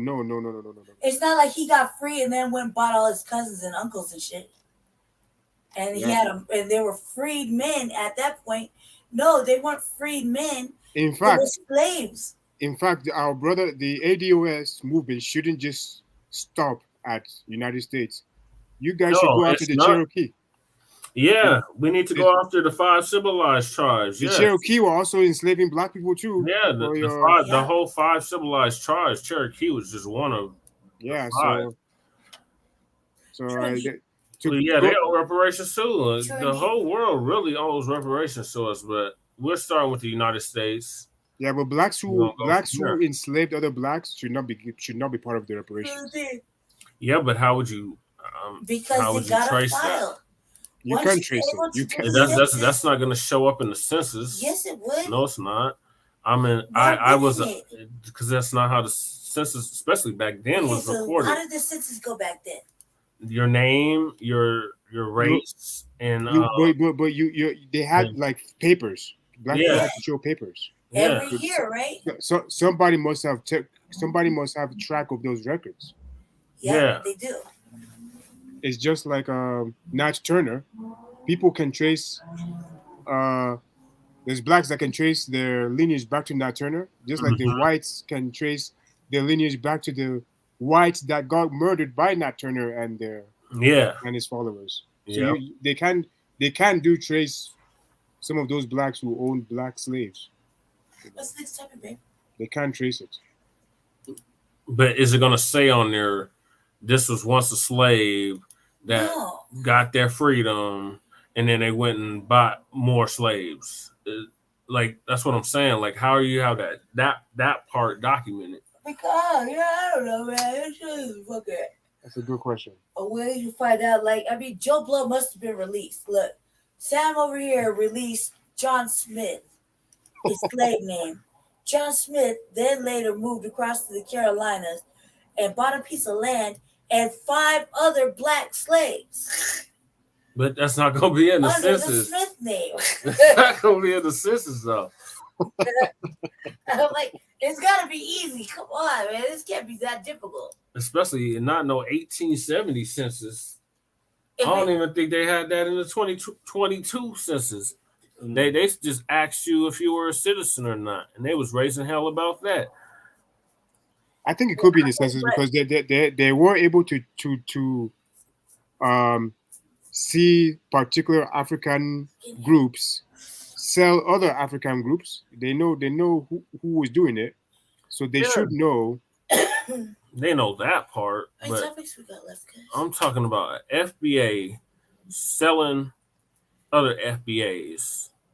Jesse, that happened though. And actually, now the only way they would be able to trace that back, and it's documented, is if they decided to put that. It gotta be. It's documented. And it's gonna be hard as shit. It's documented in a census. It's documented in some kind of document. What was that legal document? Name? The first slave owner. What was his name? Andrew. Was Andrew something? Andrew Johnson or something? And if I'm not mistaken, he used his freedom to buy. Yeah. But I mean, like I said, it was gonna show what he was gonna be. We got 3 topics left. Let's keep it going, because it's Anthony Johnson. Yeah. I got somewhere I gotta be in the morning. It's already and the man was a farmer. Yeah. But is a farmer and a planter the same thing? Jesse. Let's carry on this shit later. Like, okay, so already midnight, our next topic, Black family, thank you for bearing with us. Is this slave topic. This real shit. That's the kind of shit they're going through at the reparations hearings. Yeah. And it gets really depth. Unfortunately, we start at 10 o'clock and we're supposed to be done by now. Like, we can talk about this all night and like 50 different other loopholes where a white person could casually slip in. You know what I mean? And it throws everything off. Like, for real. Okay, so our next topic, Black family, is DPD verdicts. The protesters from 2020 are being awarded $14 million in lawsuit over police response to George Floyd rallies. So I was out there. I don't know about the rest of y'all, but I was out there. We're all out there. And that shit was crazy. First day was. Then it started turning to some LGBTQ shit. Excuse me, Park. Oh yeah. I was out there like that was like the second, third night. The airplanes were flying right over my hotel. Mm-hmm. But that first day, that was from the first day. Yeah, actually, it was like war zone. It was like a war zone. especially by the Capitol. Me and my ex-mate were like all over that shit. Shit, they was throwing tear gas back at the police. I still got a shell. I wish I could have brought it. But it's a 40 millimeter shell that they were hitting us with. So that, like, I don't even think do we really even need to It read says this shit? impacts. Yeah, we Is have it to a long read one? it. Jesus fucking Christ. Let's spell it. Sum it up, man. I can sum it up right now. It's just 5 Denver minutes. PD fucked up, and they've been making that now the taxpayers have to pay their mistakes and give up $14 million. They were shooting projectiles back, and they were hitting motherfuckers in the face with tear gas. There's people that's absolutely wounded, totally and brutalized from it. So people filed a lawsuit, and this was the result of the lawsuit 2 years later. 14 million, bam, done. And now the taxpayers will end up paying that money. Every time DPD fucks up or any of the police fuck up, ultimately it's the taxpayers who pay the money back. Yep. And that's it. I summed it up. Very done. Yeah, you did sum it up. So most plaintiffs like that article is like 15 paragraphs long. Most plaintiffs are expected to individually receive $1 million from the city. That's it. One plaintiff who experienced a severe brain injury will receive $3 million in damages. That's it. Epps will receive an additional $250,000 in punitive damages related to allegations against one specific officer. That's the sister that's running for House District 6. That'll help. She needs that money for that run. I think I'm going to sign out now. Okay, brother Zach. Appreciate you tuning in and coming on. I appreciate you too. Show. Yes. And make sure you check out Sabaka's show on Tuesday. Okay, I'll do that. One love, family. Peace out. Peace. Okay, go on. All right, Lady Che. So we're on to your topics of the night. I'll sum it up. Sweeps is still going. Which are, hold on. So our last two topics of the night are Unhoused Neighbor Sweeps and Unhoused Neighbor News. Yeah. So I guess we'll start with the news. Or do you want to give a synopsis and then we'll get into the news? No, man, I just want to sum it up so we can. Because there's an article I wanted to read about. God. I've been holding on to this article the whole time. Just play the video. Okay. Yeah, play the video. There you go. So this article from 9 News says Denver says it has a successful method. Excuse me. It has not. Denver says it has a successful method to help people out of homelessness. Okay. It's connecting people with affordable housing, coupled with wraparound services like support with landlord relations and employment assistance. Do you have a voucher? Here's the video. You just paying for it on cash? I'm paying cash. You talking about my rent? Mm-hmm. Yeah, I'm paying rent. The whole rent? It's affordable. That bitch went up though, but it's about to go back down if I give them this new paper. All right, y'all ready? Yep. The city of Denver says it's found a successful approach to addressing homelessness, which might come as a surprise to anyone who has recently been in Denver. With the claim that this has a 77% success rate, Arnu Shiroy wants to know more about it and how the city can scale up the approach. It's what's happening inside buildings like this in Denver that the city says is working so well. Addressing homelessness with a housing research. It's affordable housing with wraparound services that's reaching some of the hardest to reach people. People who had been pretty disconnected from our systems of support, that were largely having multiple arrests and jail, as well as emergency room visits in a year. And so we showed that even for those who have been a little bit more far removed from some of these supports, once they were housed and had supports, more than 77% were still successfully housed 3 years later. But how do you reconcile that with what we've been showing you, like the situation at Union Station with drug use, drug-related arrests, and people experiencing homelessness?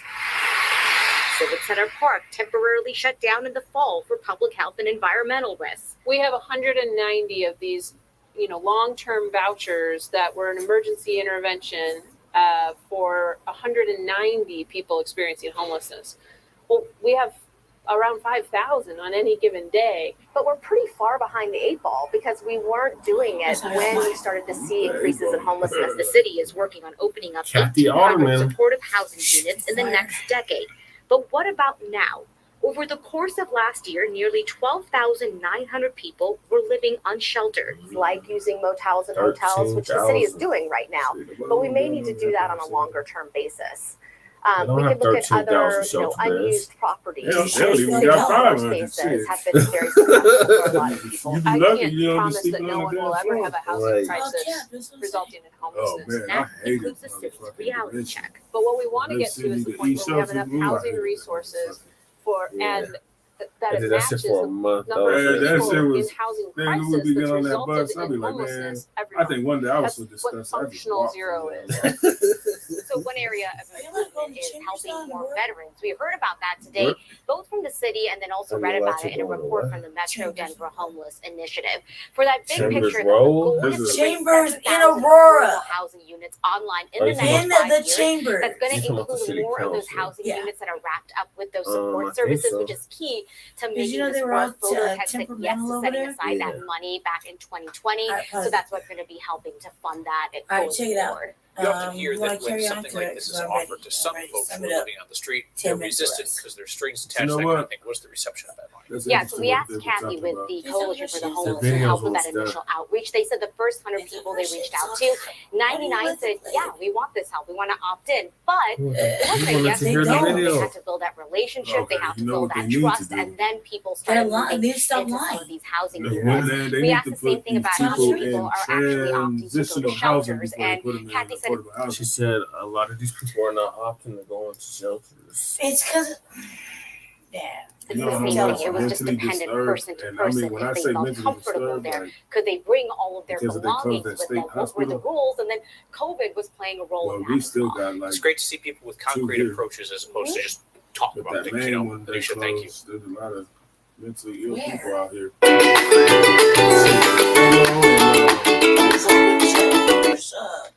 And, Mel's in there. well, yeah, because he had me look up one for in Colorado Springs. Because he said, He's there. yeah, but Okay. All right, bet. Let me close this all up real quick. All right, bet. All cap. she said, okay. All cap. Don't believe the fucking thing they just said. Kathy Alderman and everybody underneath her should all get fired. Motherfucking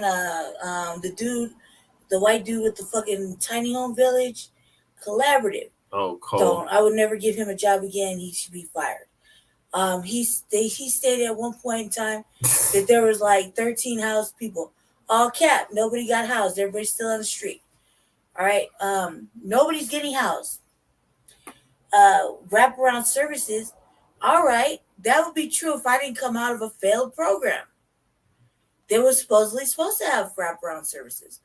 Instead of an apartment where I have to pay electricity, keep in mind, Black family, my house has no heater and no cooler.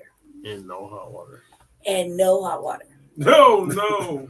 And I got to pay for electricity.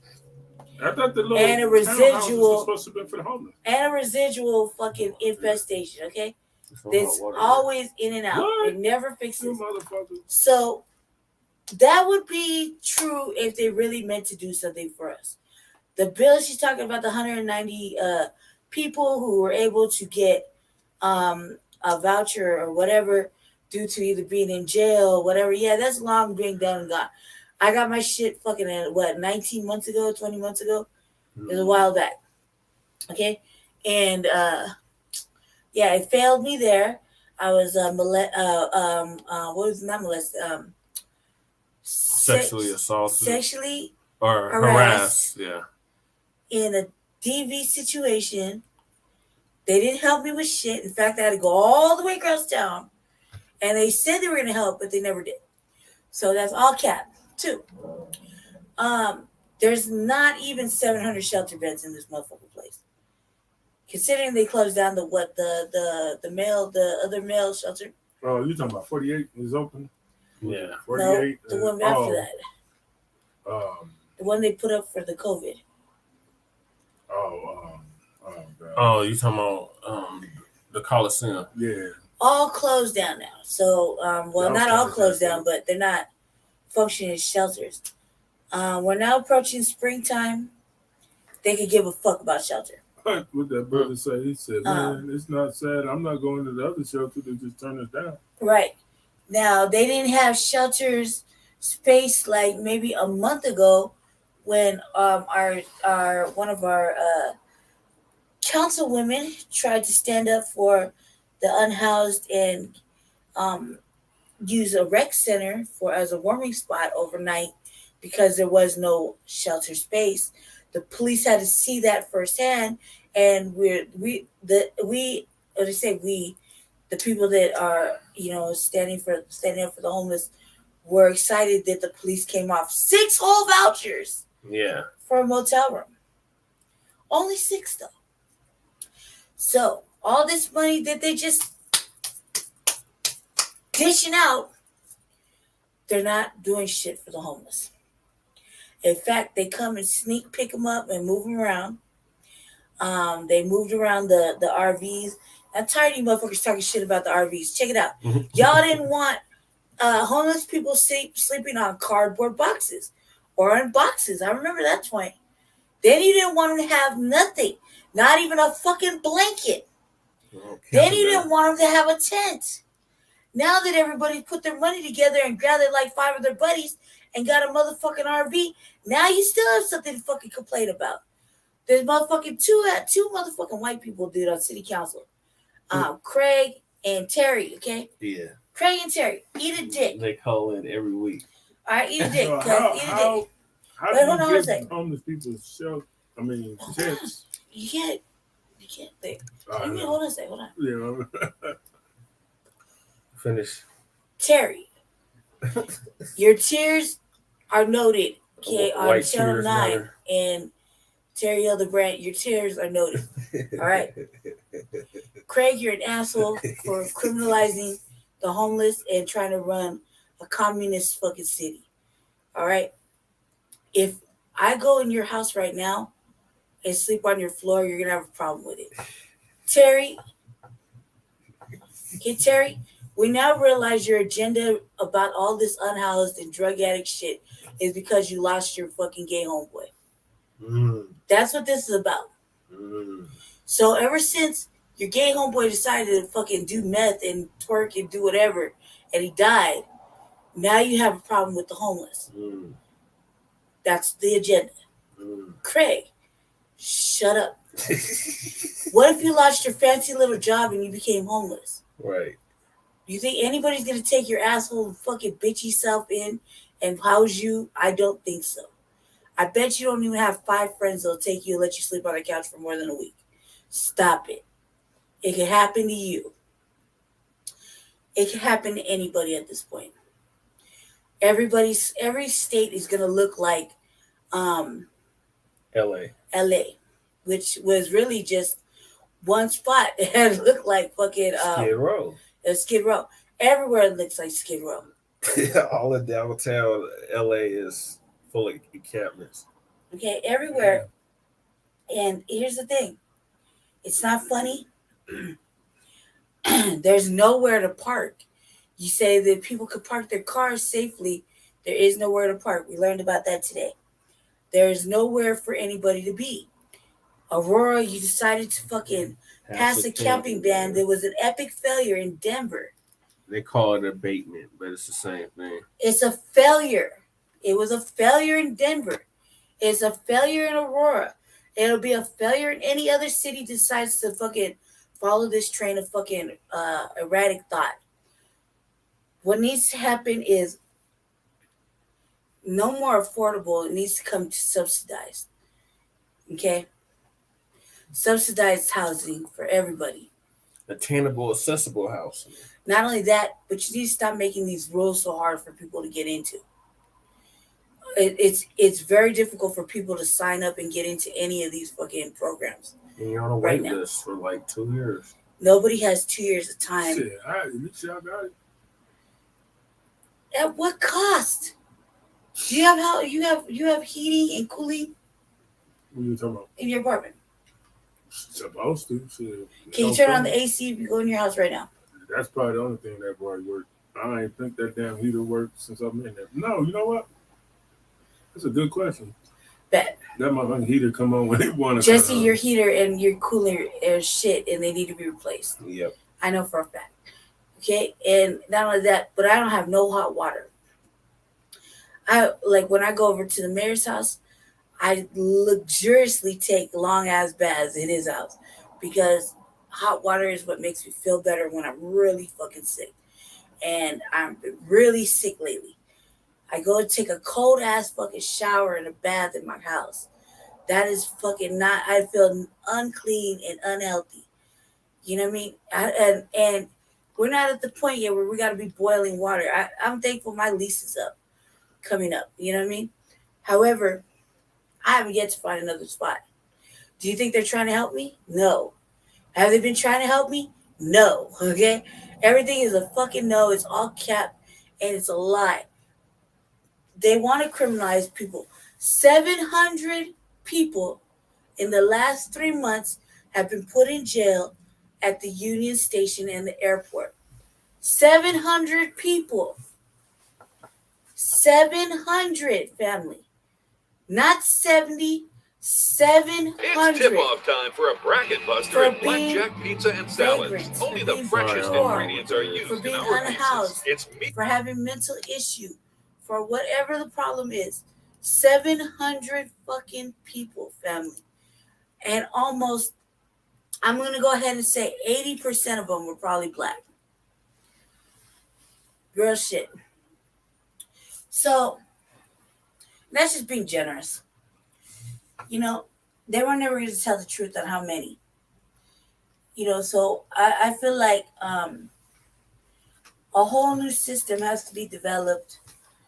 A whole new thing. And we all have to really work together as providers or people advocates, activists.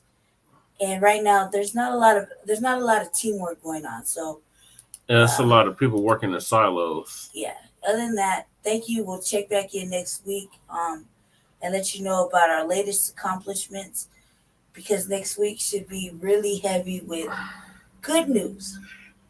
Yeah. Thank you for watching. Yeah, so the sweeps continue, and we're going to try to make it to a sweep next week, at least one sweep next week. And we're going to document that for y'all so y'all can see that the city is still sweeping people like trash, and the camping ban is still in effect here in Denver. And Aurora just enacted a similar ban, as Lady Che just alluded to. So we'll keep y'all updated on all of that. Any last words, Christian Mana? No. Not. All right. Well, make sure you like and subscribe to the Frontline Black News on YouTube and Facebook. Make sure you check us out. Shabaka's Black Experience Enhanced. Shabaka wasn't able to join us tonight. He's our West Coast correspondent, and he joins us quite regularly. He's currently on the road. So we will keep the Black Cat in our prayers, and we will continue to mention him. Make sure you check out Shabaka's Black Experience Enhanced on Tuesday at 7 p.m. Mountain Standard Time. Make sure you check out the Revolutionary Agenda. Which should be coming probably tomorrow or one day. I was in Facebook jail, y'all, and yeah. So, and it's my birthday, so I've been kind of like rushing around and trying to get everything over and done with. But ultimately, it's because we got such a heavy schedule tomorrow with the food bank. Jesse got the food bank, in case you forgot. And Grand Risings every Sunday. And for the past 6 years. I got an important date with my family tomorrow. I'm gonna go home for a little bit in the morning, so I have a schedule I gotta adhere to. You just can't show up at my stepdad's house at any old given time. You gotta be there at a specific time, and that specific time is 8 a.m. So yeah, that's why I'm rushing around. Other than that, I would have been like, oh my god. Plus, Black family, I think y'all should really know all this shit by now, and we shouldn't have to repeat it. So I feel like we have to repeat ourselves because you're not paying attention. And that's terrible. Right. So yeah, check us out on frontlinecampaign.org. That's the website for the campaign. And we'll be back next week with a brand new episode. For Oh yeah. The landmark forum. Donate to Lady Che, Seduction Doll 13, so she can take the landmark forum. I participate in the landmark forum, trying to get everybody in this room currently to participate in the landmark forum. And I'll be flying a sign because I don't have no friends to ask for help with. So we ask y'all, but ultimately I'm gonna go fly a sign and pass out tangibles while I do it, so that we can raise. It's a large amount for me who's poor, so I like for something, but that's for something seems to be so difficult. But it's really important. Jesse said it's very important, so it is. And I I'm advise anybody participate. watching to take the landmark forum. Right. So thank y'all for tuning in to season 2, episode 4 of the Frontline Black News. Apologize for the technical difficulties we've been having this show, and appreciate our guests that came on, Brother Zaki. We got physical and guests in the our house. current guest who's in the room with us, Brother Christian Mata. Yeah. So, peace, love, light, and Black empowerment. We'll be back next week with a brand new episode of Frontline Black News. So make sure you stay tuned for that. Peace. Peace.